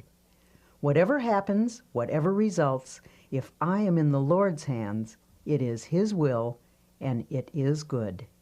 5. Practice saying something positive about everything.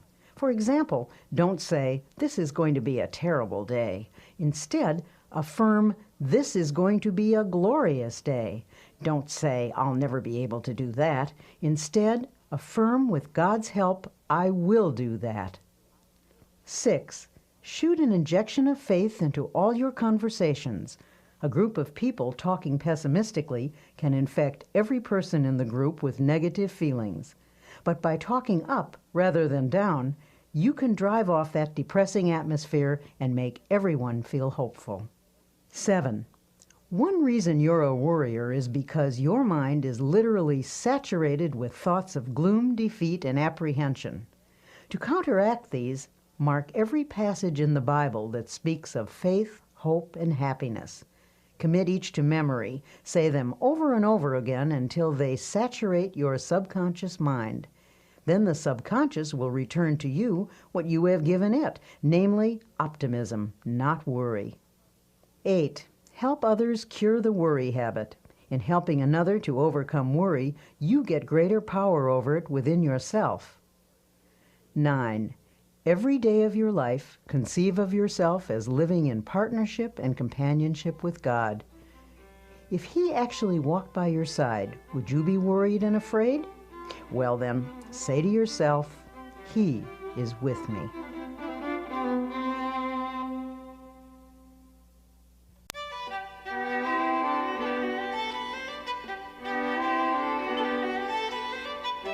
For most people, happiness is perhaps the most precious commodity in the world, and yet, all too often, it eludes us.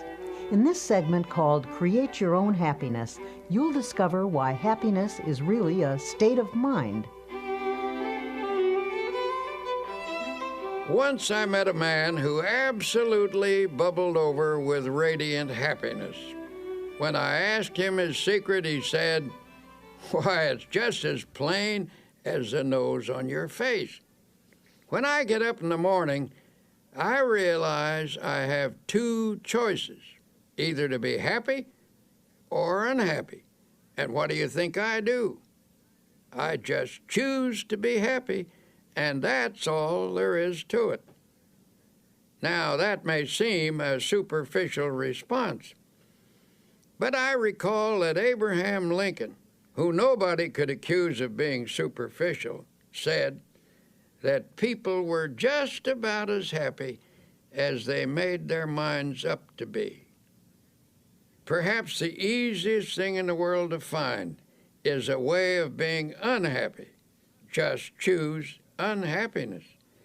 Go around telling yourself that things aren't going well, that nothing is satisfactory, and you can be quite sure of being unhappy. But say to yourself, things are going nicely, life is good, I choose happiness, and you can be quite sure of having your choice. Children are much more adept at finding happiness than most adults. The adult who can carry the spirit of a child into middle and old age is a kind of genius, for he will preserve the truly happy spirit with which God endows the young. The subtlety of Jesus Christ is remarkable, for he tells us that the way to live in this world is to have a childlike heart and mind. In other words, never get old or dull or jaded in spirit. Don't become super sophisticated. A 9-year-old was asked what makes her happy. She listed her playmates, her school, her church, and her family. That list incorporates all the elements that are important in adult life, too. Your friends and associates, your work, your place of worship, and the home circle where you find love. There you have happiness in a nutshell. And the happiest time of your life is in relation to those factors. Here are a few other things that some boys and girls said made them happy. Street lights reflected on a river, smoke rising from a chimney, the moon in the clouds, red velvet, a swallow flying, water being cut at the bow of a boat, a fast train rushing, a builder's crane lifting something heavy, looking into deep, clear water. There is something of the most sublime element of the universe expressed in these things. To become a happy person, have eyes that see romance in the commonplace, a child's heart, a clean soul, and spiritual simplicity. Unfortunately for many people, unhappiness is their most frequent state of mind. But since a fundamental desire of every human being is for that state of existence called happiness, something should be done about all this misery. So many real problems are created by life itself, difficulties over which we have little or no control. It is simply foolish to further create our own. But the truth is, by our thoughts and attitudes, we distill out of the ingredients of life either happiness or unhappiness for ourselves. We can manufacture unhappiness simply by our thinking.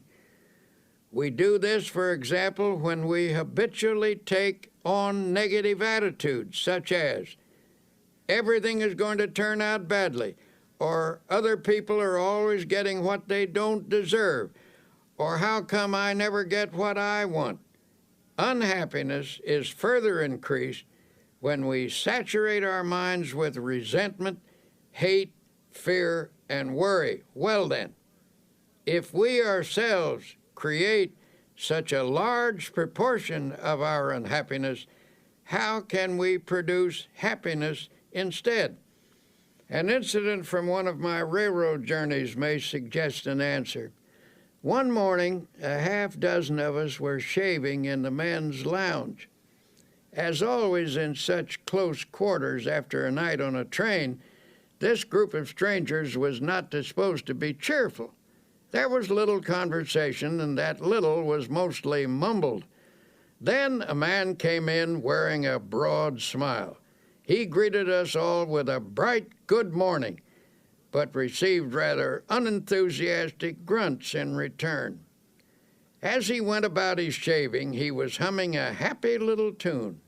It got a bit on the nerves of some of the men, and finally one said rather sarcastically, "You certainly seem to be happy this morning. Why all the cheer?" "Yes," the man answered. "As a matter of fact, I am happy. I do feel cheerful." Then he added, "I make it a habit to be happy." That's all he said. But that simple statement is really quite profound. For happiness depends to an important degree upon the habit of mind we cultivate. The book of Proverbs, that collection of wise sayings, puts it in another way. He that is of a merry heart hath a continual feast. Out of the happiness habit comes a happy life. And because we can cultivate a habit, we therefore have the power to create our own happiness. To develop the happiness habit, make a mental list of pleasant thoughts and pass them through your mind several times a day. If an unpleasant thought should enter your mind, immediately stop, consciously reject it, and substitute a pleasant thought. Every morning before rising, lie relaxed in bed for a few minutes. Let pictures of each happy experience you expect to have during the day pass across your mind. Savor their joy. Such thinking will help cause events to turn out that way. Do not affirm that things will not go well that day. By merely saying that, you can actually help to make it so. You will draw to yourself every factor, large and small, that will contribute to unhappy conditions. As a result, you will find yourself asking, "Why does everything go badly for me? What's the matter with everything?" Tomorrow, try this plan instead. When you rise, say out loud 3 times this one sentence: "This is the day which the Lord hath made. I will rejoice and be glad in it." Repeat it in a strong, clear voice with positive tone and emphasis. The statement, of course, is from the Bible, and it is a good cure for unhappiness. While dressing or shaving or getting breakfast, you might also say aloud a few such remarks as, "I believe this is going to be a wonderful day. I believe I can successfully handle all the problems that will arise. I feel good physically, mentally, emotionally. I am grateful for all that I have had, for all that I now have, and all that I shall have. Things are not going to fall apart because God is here, and He is with me, and He will see me through. I thank God for every good thing." If you repeat these phrases and meditate on their meaning, you will change the character of your day by starting off with a positive frame of mind.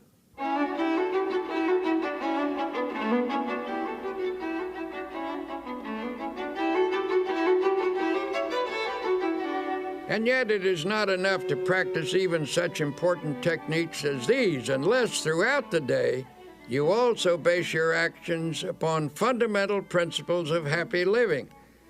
One of the most simple and basic of such principles is that of human love and goodwill. One man who truly knew happiness was a friend of mine named Ralston Young, who was once famous as Red Cap number 42 in New York City's Grand Central Station. This man carried bags for a living, but his real job was living the spirit of Christ. As he carried a person's suitcase, he tried to share a little Christian fellowship.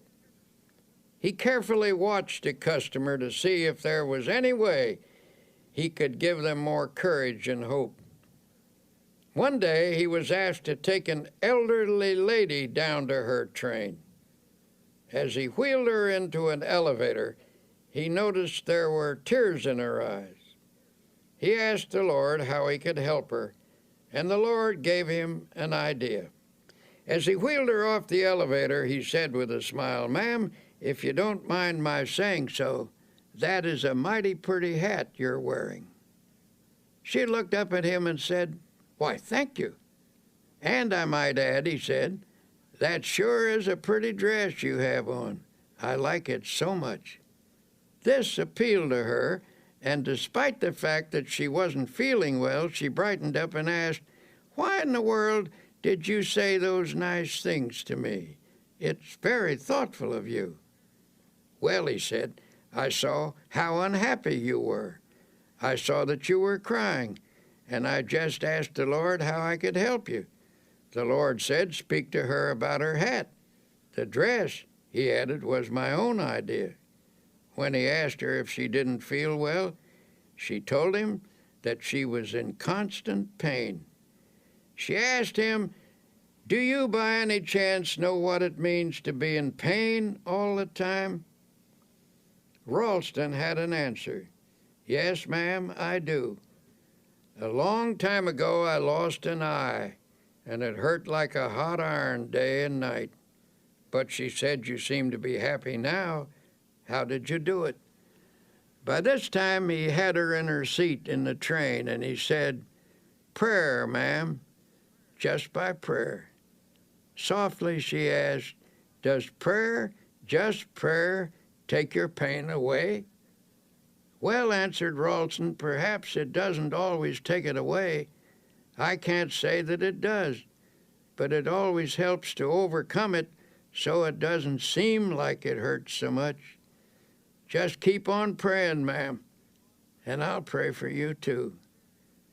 Her tears were dried now, and she looked up at him with a smile, took him by the hand, and said, "You've done me so much good." A year passed, and one night at the station a young woman came to see Ralston. She said, "I bring you a message from the dead. Before she died, my mother told me to find you and to tell you how much you helped her last year when you took her to the train in her wheelchair. She will always remember you, even in eternity, for you were so kind and loving and understanding." Then the young woman burst into tears and sobbed in her grief. Ralston stood quietly watching her. Then he said, "Don't cry, Missy. Don't cry. You shouldn't cry. Give a prayer of thanksgiving instead."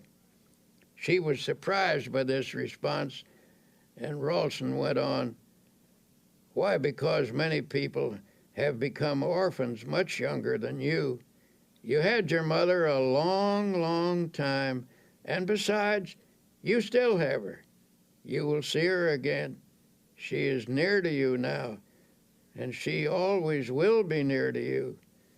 Maybe she is with us right now, the two of us, as we talk." The sobs ended and the tears dried. Ralston's kindness had the same effect on the daughter as it had on the mother. In this huge station with thousands of people passing by, the two of them felt the presence of the Divine One. He who inspired this red cap to go around in this way, spreading love. As Tolstoy said, where love is, God is. And we might add, where God and love are, there is happiness. So a fundamental principle in creating happiness is just to practice love. In my travels about the country, I have been fortunate to encounter an increasing number of genuinely happy individuals. These are people who have been practicing the kinds of techniques I am describing to you. Recently, after finishing a lecture, a big, strapping, fine-looking man invited me to a party. Well, I must admit, from the way he described it, it didn't sound at all like my kind of party. I was hesitant, afraid I might cramp everyone's style, so I began to make excuses. "Oh, don't worry," he said. "This is your kind of party. You'll get the kick of your life out of it." So I went along with my buoyant friend, and he introduced me to a large group of joyous and exuberant people. I looked around for a bar, but there wasn't any. When I remarked that these people must have stopped somewhere before coming here, my host was shocked. "Stopped somewhere? Why, don't you understand? These people have got the spirit all right, but not the kind of spirit you're thinking of. I'm surprised at you. Don't you realize what makes this crowd happy? It's so simple. They've found God as a living, vital, honest-to-goodness reality. Yes, they've got the spirit all right, but it isn't the kind that you get out of a bottle. They've got the spirit in their hearts." Then I saw what he meant. This wasn't a crowd of pious, stodgy people. Some were leaders of that town, business people, lawyers, doctors, teachers, and a lot of simpler folk besides. And they were having a wonderful time talking about God and doing it in the most natural manner imaginable. They were telling one another about the changes that had occurred in their lives through spiritual power. Those who have the naive notion that you can't laugh and be light-hearted when you're religious should have been in on that party. Well, I left that evening with a Bible verse running through my mind. "In him was life, and the life was the light of men."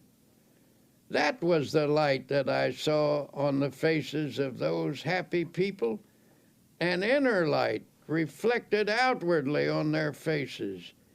And it came from an effervescent spiritual something that they had taken into themselves.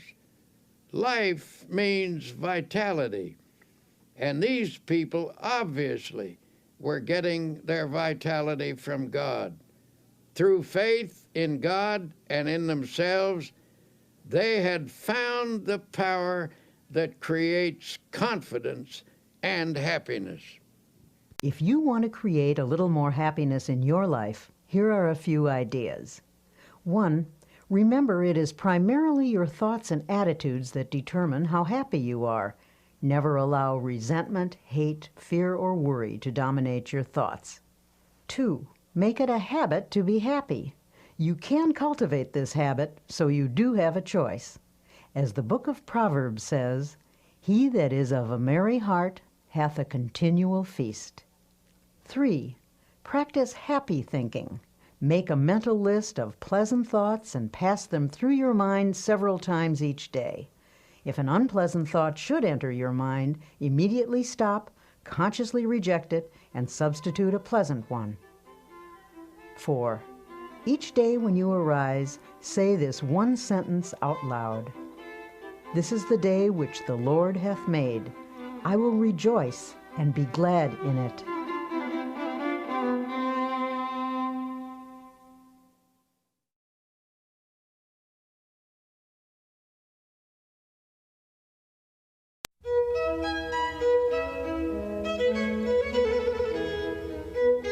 We might as well admit it, everyone wants to be liked. William James once said, "One of the deepest drives of human nature is the desire to be appreciated. The longing to be liked, to be held in esteem, to be a person whom others seek out is fundamental in all of us." On this side, you'll discover how to enjoy easy, natural, and pleasing relationships with others, how to be somebody you'd like to know. A poll was taken among some high school students, asking them what they most desired. By overwhelming majority, the students answered that they wanted to be popular. Older people have this same urge. Indeed, it is doubtful if anyone ever outlives the desire to be highly regarded or to have the affection of friends and associates. The feeling of not being wanted or needed is one of the most devastating of all human emotions. Being needed by others is absolutely necessary for emotional stability and happiness. Yet it is sad to realize how many people suffer from a sense of isolation. I was at a luncheon once when a young doctor rushed in to take his place at the table. He looked frazzled as he sat down with a weary sigh. "If only the telephone would stop ringing," he complained. "I can't get anywhere because people call me all the time. I wish I could put a silencer on that phone." An elderly doctor at the table spoke up. "I know how you feel. I used to feel that way myself. But you should be thankful the phone does ring. Be glad people want and need you." Then he added pathetically, "Nobody ever calls me anymore. I would like to hear the telephone ring again. Nobody wants me, and nobody needs me. I'm a has-been."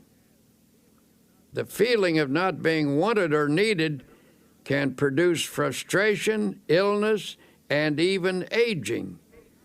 It is not only a sad way to live, but it is damaging to the human psyche. If you're feeling useless, for your own sake, do something about it.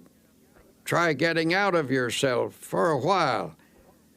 Stop feeling sorry for yourself and find a way instead to provide a service for someone else. Think about people who are less fortunate than you who need help. Volunteer for a worthwhile cause. Not only will you find the esteem we all need, but others will greatly benefit by what you give. It's ironic, but people who deliberately strive to be popular often fail in the attempt. Popularity sought purely for its own sake can be a superficial goal which encourages superficial results. On the other hand, we all know someone who has that extra something, a magnetism that comes from inner confidence.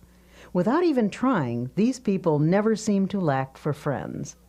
Before we begin talking about ways to improve your relationships, let me warn you that no one, no matter how terrific, is liked by everyone.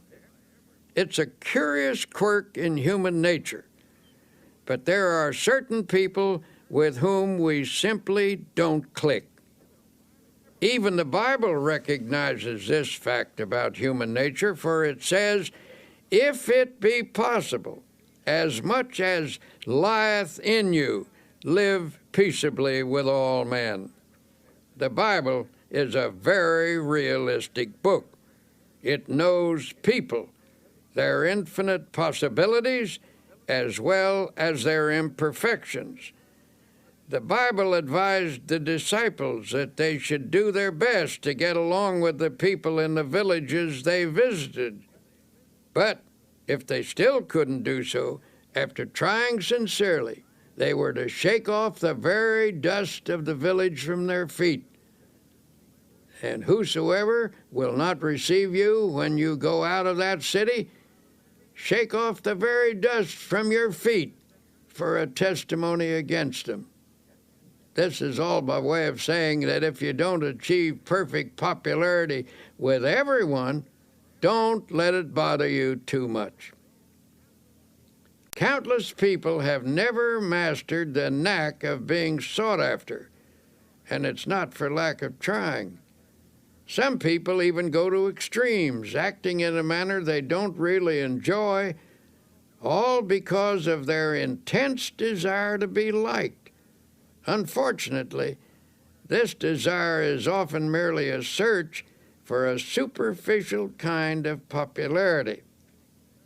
Having said that, now let me tell you that there are certain procedures which can make you a person that other people like to be with, without becoming artificial or putting on an act.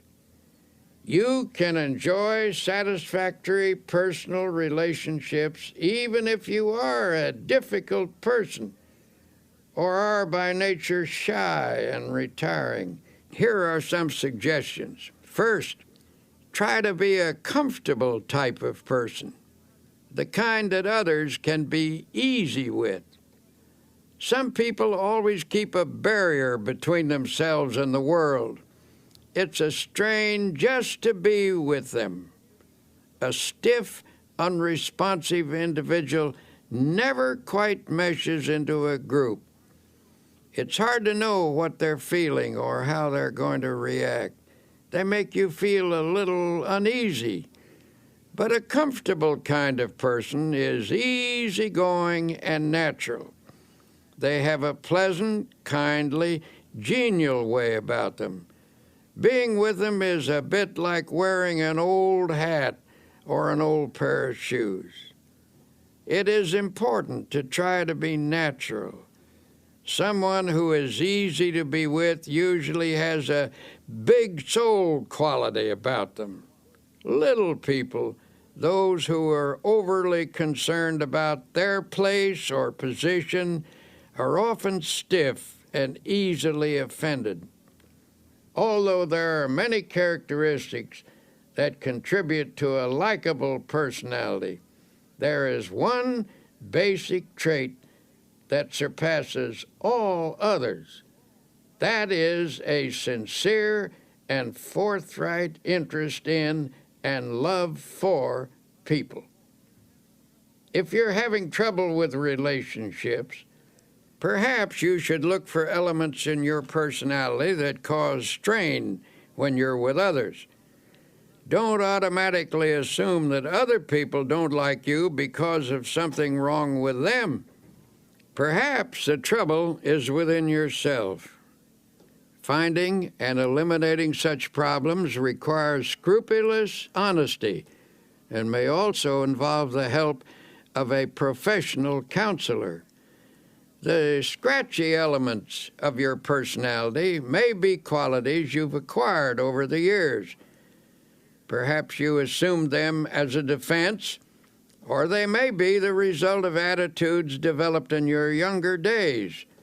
Regardless of their origin, they can be eliminated. A man once came to us seeking help for problems with personal relationships. He was about 35 years old, and such an appealing-looking man it seemed surprising that people shouldn't like him. Yet he proceeded to outline an unhappy set of circumstances to illustrate his dismal failure with people. "I do my best," he said. "I've tried to put into practice the rules I've been taught about getting along with people, but I get nowhere with the effort. People just don't like me." After talking with him, the trouble became apparent. His manner of speech conveyed a persistently critical attitude. This attitude was thinly veiled, but still it was there. He had an unattractive way of pursing his lips which indicated a kind of primness or reproof for everybody, as if he felt just a bit superior and disdainful. Isn't there some way to change myself so people will like me, he demanded. Isn't there some way I can stop unconsciously rubbing people the wrong way? The young man was decidedly self-centered and egotistical. The person he really liked was himself. Every statement, every attitude was unconsciously measured in terms of how it made him look. He was irritable with people and picked on them in his own mind, though few outward conflicts developed. Inwardly, he was trying to make everyone over to suit himself. Unconsciously, people realized this. In their minds, they erected barriers against him. Since he was being unpleasant to people in his thoughts, it followed that he was less than warm in his behavior. He was polite enough and managed not to be boorish and unpleasant, but people unconsciously felt coolness in him, so they gave him the brush off, and with good reason, for in his mind he had already brushed them off. In a sense, he liked himself too well, and to build up his self-esteem, he put others down. He was suffering from too much self-love. To change his situation, he had to be taught how to love other people and to forget himself, which was, of course, a complete reversal of his habits. He was bewildered and baffled when his difficulty was outlined to him. But since he was sincere and meant business, he practiced his suggested techniques for developing love of others in place of extreme self-love. It took some fundamental changes to accomplish this goal, since his egotism was so deeply ingrained. But in the end, he did succeed. One method I suggested was that he make a list of people he had met during the day. For example, the bus driver or the newsboy. Every night before retiring, he was to mentally picture each person on the list, and as he brought each face up before him, he was to think a kindly thought about that person and then pray for them. Each of us has his own world, people we encounter each day or with whom we do business. This man was instructed to pray for those in his own little world. For example, the first person he saw each morning was the elevator man in his apartment house. Normally, he'd say a perfunctory good morning. Now he took the time to have a little chat. He asked the elevator man about his family and about his interests. He found that he had an interesting point of view and some experiences which were quite fascinating. He began to see new values in a person who had previously been a mechanical robot to him. He actually began to like the elevator operator, and in turn, the elevator operator, who had formed a pretty accurate opinion of the young man, began to reverse his views. They established a friendly relationship. So the process went from person to person on his list. One day the young man said, "I've found that the world is filled with interesting people, and I never realized it before." When he made that observation, he proved that he was losing himself. And when he did that, as the Bible so wisely tells us, he found himself. In losing himself, he found himself and lots of new friends besides. People began to like him. Learning to pray for other people is a very important step in this process. When you pray for someone, you tend to lift the relationship to a higher level.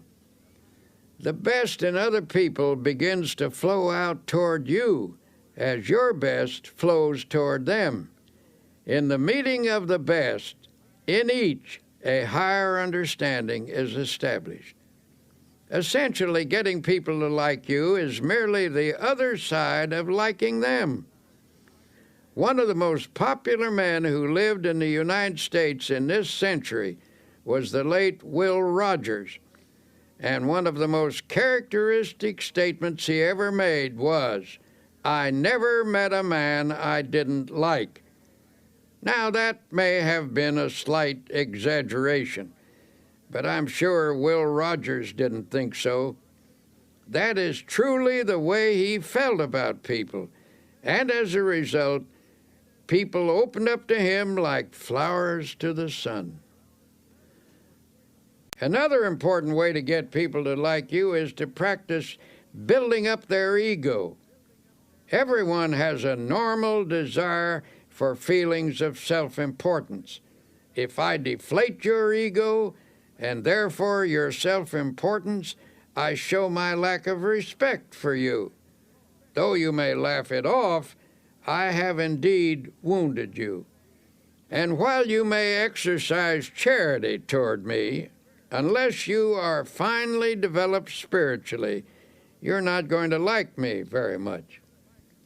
On the other hand, if I elevate your self-respect and contribute to your feelings of personal worth, I am showing high esteem for your ego.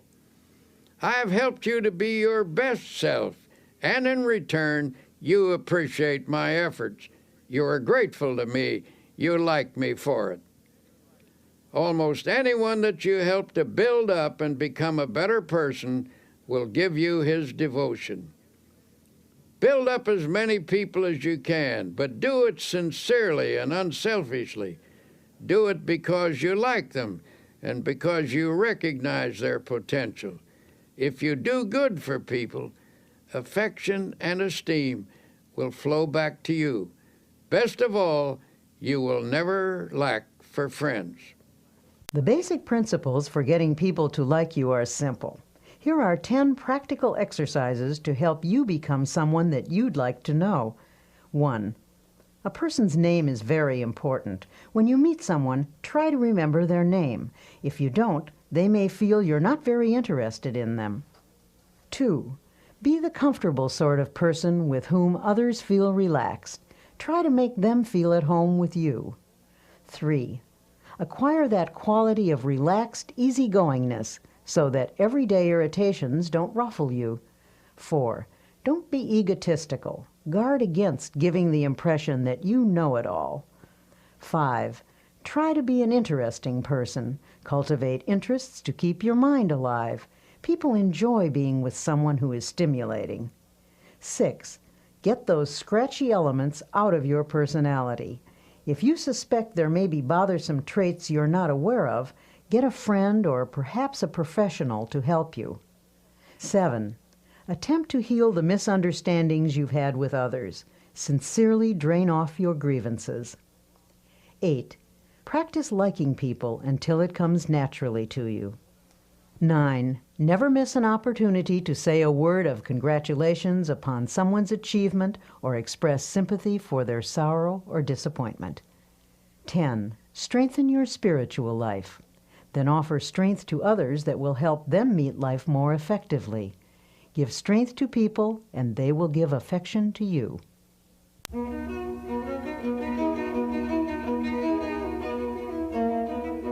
Winston Churchill once wrote about the great British General Tudor. He commanded a division of the British Fifth Army, which faced the powerful German assault in March 1918. The odds were heavily against him, but General Tudor knew how to meet an apparently immovable and undefeatable obstacle. His method was simple. He merely stood and let the obstacle break on him, and he in turn broke the obstacle. Now here is what Churchill said about General Tudor. The impression I had of Tudor was of an iron peg hammered into the frozen ground, immovable. General Tudor knew how to stand up to an obstacle. Just stand up to it, that's all. Don't whine or complain about it. Don't give way under it. Stand up to it, and it will finally break. You will break it. Something has to break, and it won't be you. It will be the obstacle. People who cringe in front of their challenges not only trip themselves up, but they can often affect a whole team or organization. People like the obstacle man, for example. Here's his story. This obstacle man worked in a large creative organization. He received this name because no matter what suggestion was advanced, his mind instantly latched onto all the possible obstacles in connection with it. One day, the directors of his firm were considering a project which involved considerable expense and some definite hazards, as well as possibilities for success. In a discussion of the venture, the obstacle man would frequently say, "Just a moment. Let's consider the obstacles involved." Now, present at this meeting was another man who said very little, but who was greatly respected by his colleagues for his ability and achievements. After listening to the obstacle man's litany of objections, he finally asked, "Why do you constantly emphasize the obstacles in this proposition instead of the possibilities?" The obstacle man responded, "To be intelligent, one must always be realistic, and it is a fact that there are definite problems with this project. What attitude would you take toward these obstacles, may I ask?" The other man unhesitatingly replied, "What attitude would I take toward these obstacles? Why, I would just remove them, that's all, and then I would forget them." "But," said the obstacle man, "that's easier said than done. You say you would remove them and forget them. May I ask if you have any technique for doing this that the rest of us have never discovered?" A slow smile came over the face of the other man as he said, "Son, I've spent my entire life removing obstacles, and I never saw one yet that couldn't be removed, provided you had enough faith and guts and were willing to work. Since you want to know how it's done, I'll show you." He then reached into his pocket and took a card out of his wallet. He shoved the card across the table and said, "There, read that. That's my formula. And don't give me a song and dance about how it won't work either. I know better from experience." The obstacle man picked up the card and, with a strange look on his face, read the words to himself. "Read them out loud," urged the other man. In a slow, dubious voice, he read, "I can do all things through Christ who strengthens me." The owner of the card put it back in his wallet and said, "I've lived a long time and have faced a lot of difficulties, but there is power in those words, actual power, and with it you can remove any obstacle." He said this with confidence, and everyone knew he meant it. He was, in fact, a remarkable man who had overcome many odds, and his successful track record spoke for itself.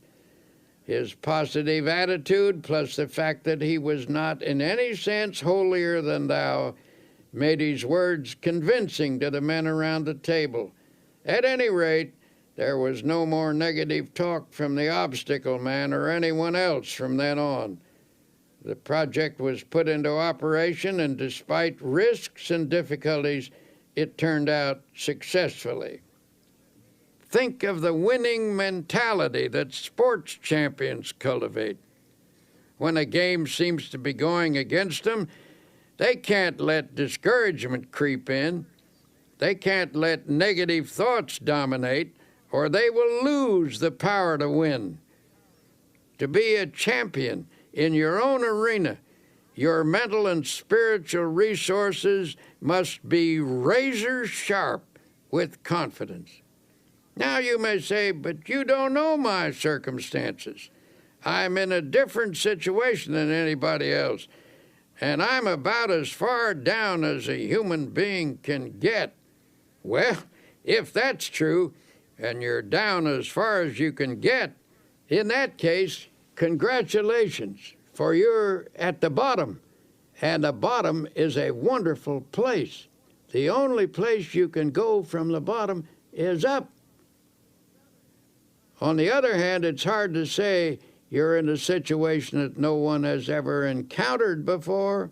There is no such situation.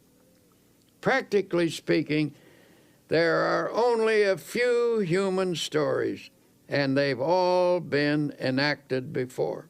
This is a fact we must never forget. There are people in this world who have overcome every conceivable difficulty, even the most hopeless, even the one in which you now find yourself. There is always a way out. A wise old man was once asked how he overcame the many difficulties of his life. How do I get through a trouble? Well, first I try to go around it. And if I can't go around it, I try to get under it. And if I can't get under it, I try to go over it. And if I can't go over it, I just plow right through it. Then he added, God and I plow right through it together.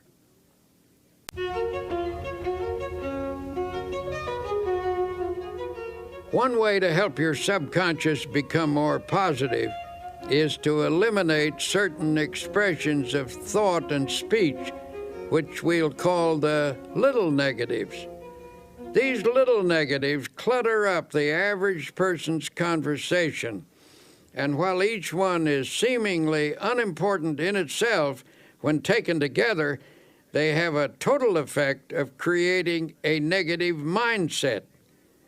If you analyze your own conversational habits, you may be shocked by what you find.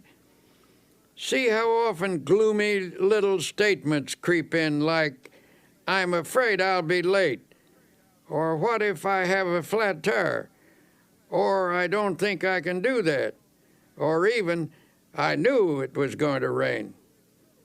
These are little negatives, to be sure, and a big thought is, of course, more powerful than a little one. But it should never be forgotten that mighty oaks from little acorns grow. And if a mass of little negatives clutters up your conversation, they're bound to seep into your mind. Soon they accumulate in force, and before you know it, grow into big negatives. Make the decision right now to go to work on your little negatives. Root them out of your thoughts and your conversations. The best way to do this is to say a positive word about everything. When you keep asserting that things are going to work out well, that you can do the job, that you will not have a flat tire, that you will get there on time, you invoke the law of positive effects. You will find that good results do occur. Things do turn out well.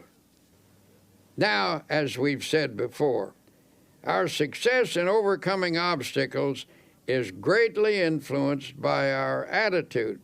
In fact, most of our obstacles are actually mental in character. Ah, you may object, my obstacles are not mental. Mine are real. Perhaps so, but your attitude toward them is mental. Attitudes are created by a mental process, and what you think about your obstacles largely determines what you do about them. Take the attitude that you can't remove an obstacle, and you won't. But get the idea firmly fixed in your mind that the obstacle is not so great as you previously considered it to be. Hold on to the idea that the obstacle is removable. The very moment you begin to think in this manner, you inaugurate the process that will eventually remove your obstacle. If there's a difficulty which has defeated you for a long time, it's likely that you've told yourself for weeks, months, and even years that there's nothing you can do about it. When you emphasize only your inabilities, your mind gradually concludes that you are indeed incapable. And when your mind is convinced, you're convinced, for as you think, so you are.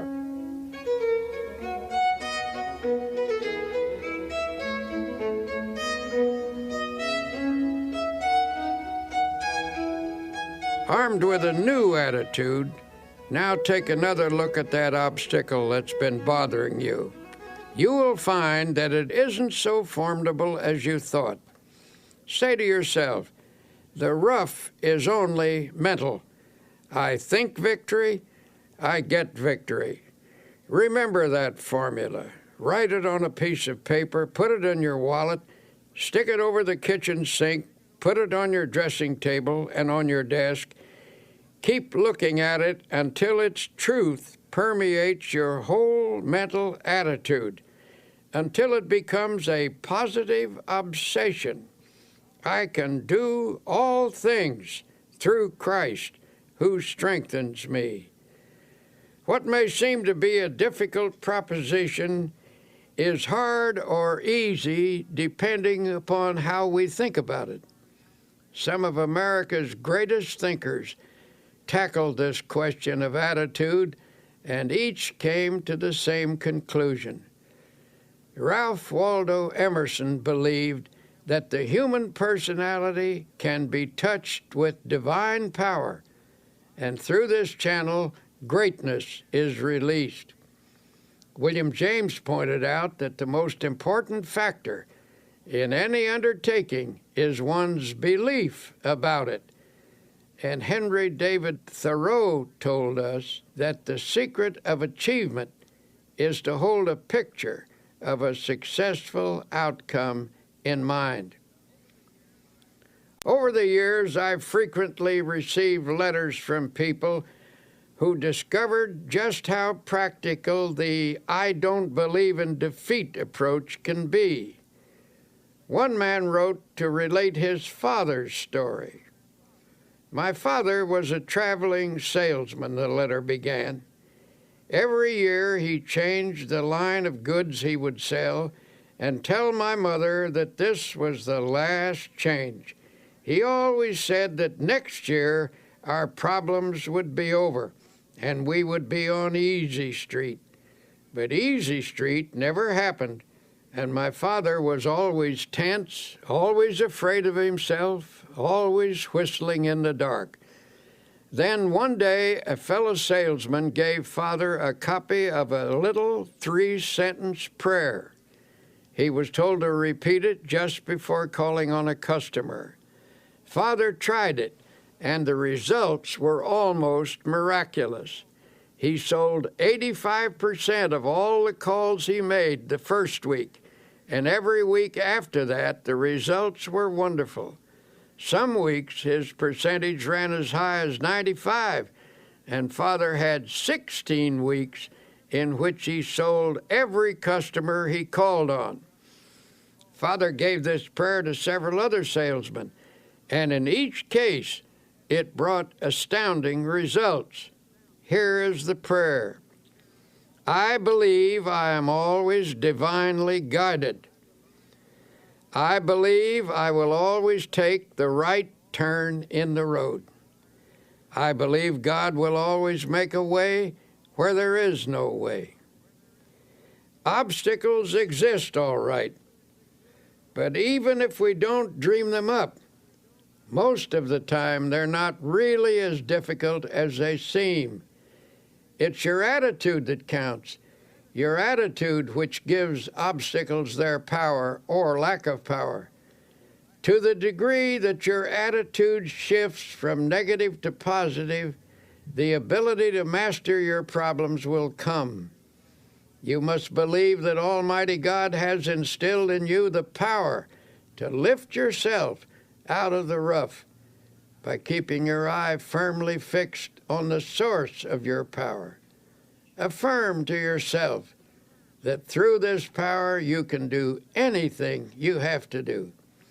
Believe that this power is taking the tension out of you, that His power is flowing through you.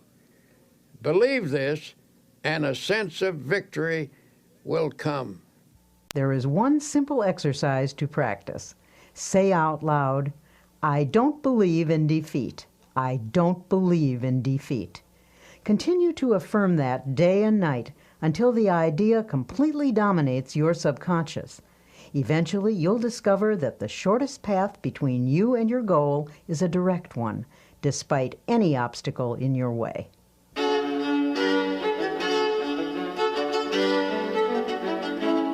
Here you will discover the practical secrets that can lead to a life in which dreams are achieved and expectations are fulfilled. As Dr. Peale says, life cannot deny itself to the person who gives life his all. So, as you listen, keep in mind your most burning desire. Surely there's a way to make it come true. Have you been trained to believe? Are you convinced that you can successfully complete any task you set for yourself? Or are you a doubting Thomas? Do you shrink from even hoping for the things that you would love to accomplish?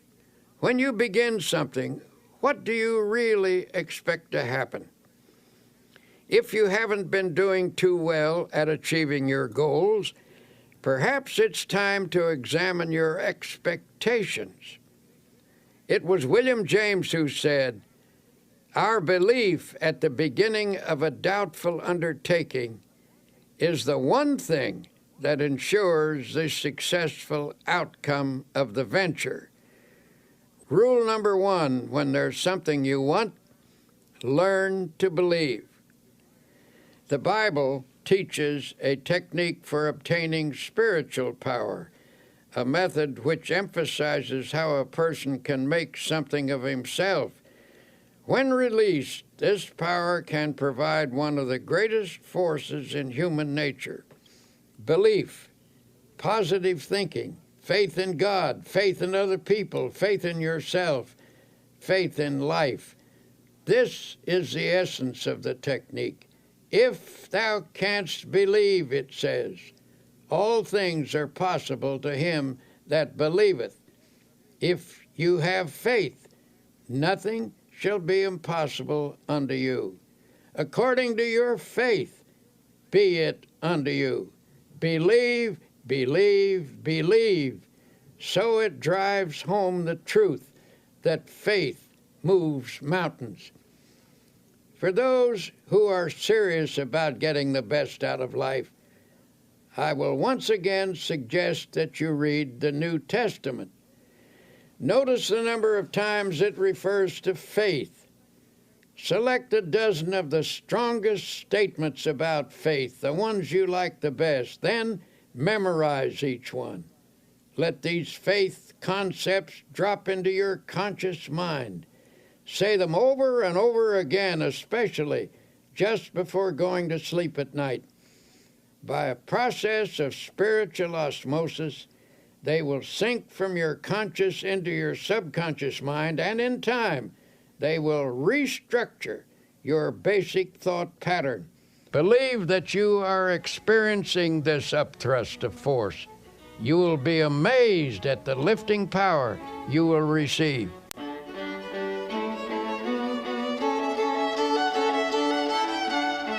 Naturally, in this process of achieving the best, it is important to know where you want to go in life.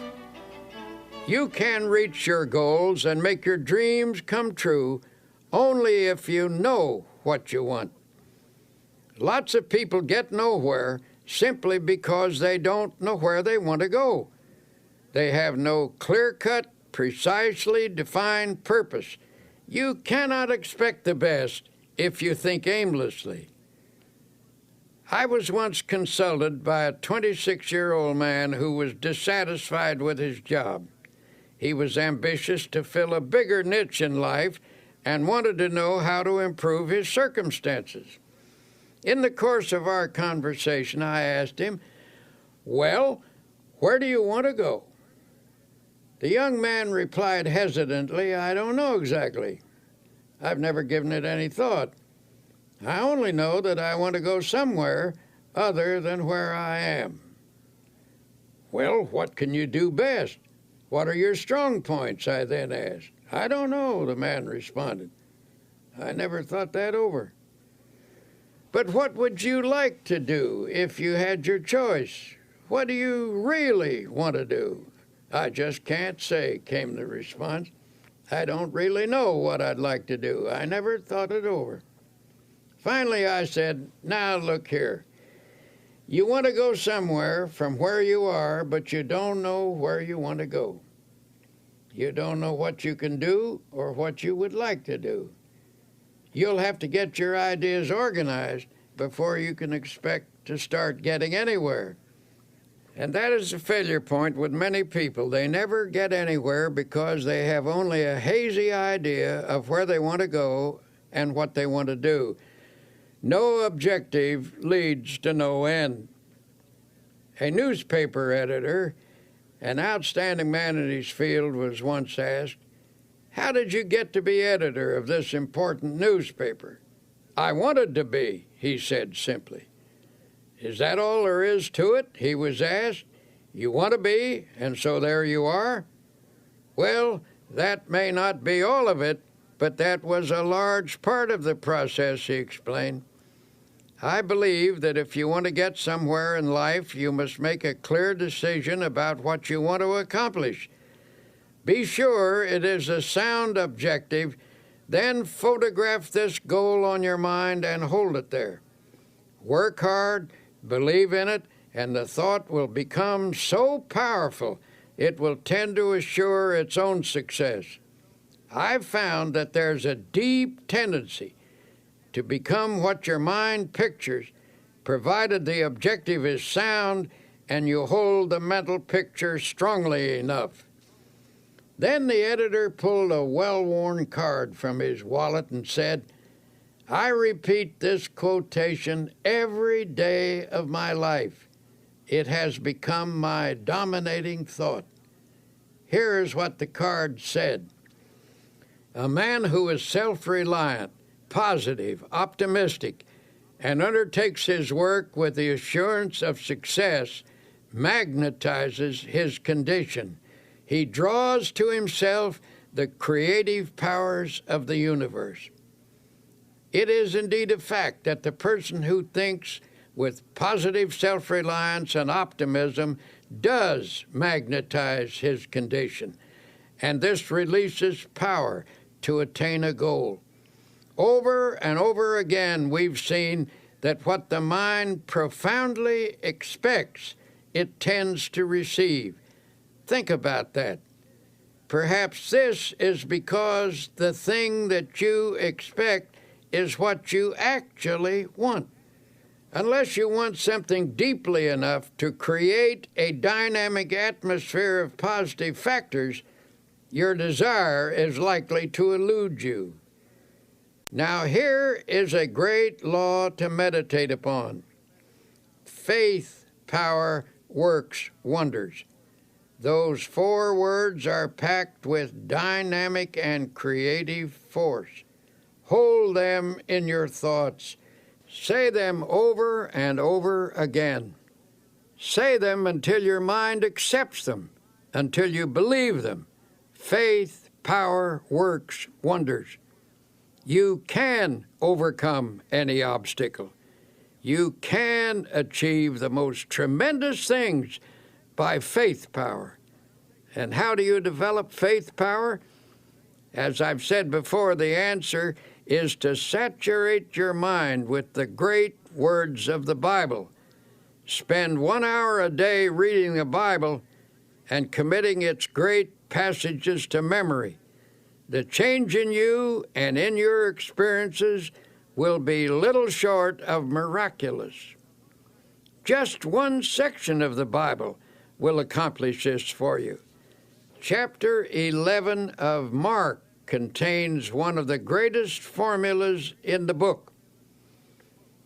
It's this: have faith in God. For verily I say unto you, that whosoever shall say unto this mountain, be removed, and be thou cast into the sea, and shall not doubt in his heart, but shall believe that those things which he saith shall come to pass, he shall have whatsoever he saith. Now, why does this passage use the word heart? Because it means that you are not to allow doubt into your subconscious, into the inner essence of you. And this doubt is not the kind of superficial doubt which normal, intelligent questioning raises. Rather, we are instructed to avoid the deep, fundamental doubt that obstructs the flow of faith. Another interesting thing to note about this passage is that we are told, ye shall say to this mountain. The reason great things don't happen to some people is because they aren't specific enough in their application of faith power. In other words, don't address your efforts to the entire mountain range of all your difficulties. Attack one problem at a time. Be specific. If there's something you want, what is the best way to go about getting it? In the first place, ask yourself, should I want it? Test the question very honestly in prayer to be sure you should want it and whether you should have it. If you can answer that question in the affirmative, then ask God for it and don't be backward in asking Him. And if God, having more insight, believes that you shouldn't have it, you needn't worry, He won't give it to you. But if it is a right thing, ask Him for it specifically. And when you ask, do not allow doubt in your mind. These principles were suggested to one man who perpetually expected the worst in all aspects of his life. He took a negative attitude toward every project or problem he faced and expressed a vigorous disbelief in these principles. In fact, he offered to conduct a test to prove them wrong. Since he was an honest man, he tried them faithfully and even kept a scorecard. After 6 months, he reported that 85% of his problems had turned out satisfactorily. I am now convinced, he said, although I wouldn't have believed it possible. It seems to be true that if you expect the best, you are given some strange kind of power to create conditions that produce the desired results. From now on, I am changing my mental attitude and shall expect the best, not the worst. My test indicates that this is not a theory, but a realistic way to meet life's situations. May I say that I am very interested in you. So every day as you confront the problems of life, I suggest that you affirm as follows. I believe that God gives me power to attain what I really want. Never mention the worst. Never think of it. Drop it out of your consciousness. At least 10 times every day, repeat to yourself, I expect the best, and with God's help, will attain the best. If in the depths of your mind you visualize the best and employ the powers of faith and energy, you will get the best. If with all your heart That is the secret. If with all your heart, that is to say, if you reach out creatively toward your heart's desire with your entire personality, your reach will not be in vain. So expect the best. Never think of the worst. Drop it out of your thoughts. Let there be no thought in your mind that the worst will happen, for whatever you take into your mind can grow there. So take in only the best. Nurture it. Concentrate on it. Emphasize it. Visualize it. Prayerize it. Surround it with faith. Expect the best at all times, and spiritually creative mind power, aided by God power, will produce the best. You have finished listening to these tapes. What have you heard? Simply a series of practical and workable techniques for living a successful life. You have heard a formula of belief and practice which should help you win victory over every defeat. Examples have been given here of people who have believed and who have applied the suggested techniques. But listening is not enough. Now please go back and practice each technique. They have been tested in the laboratory of spiritual and practical experience. When applied, they will work for you as they have worked for many. We may never meet in person, but through these tapes, I feel we have met. We are friends and partners, so believe and live successfully. Thank you, and best wishes always, Norman Vincent Peale.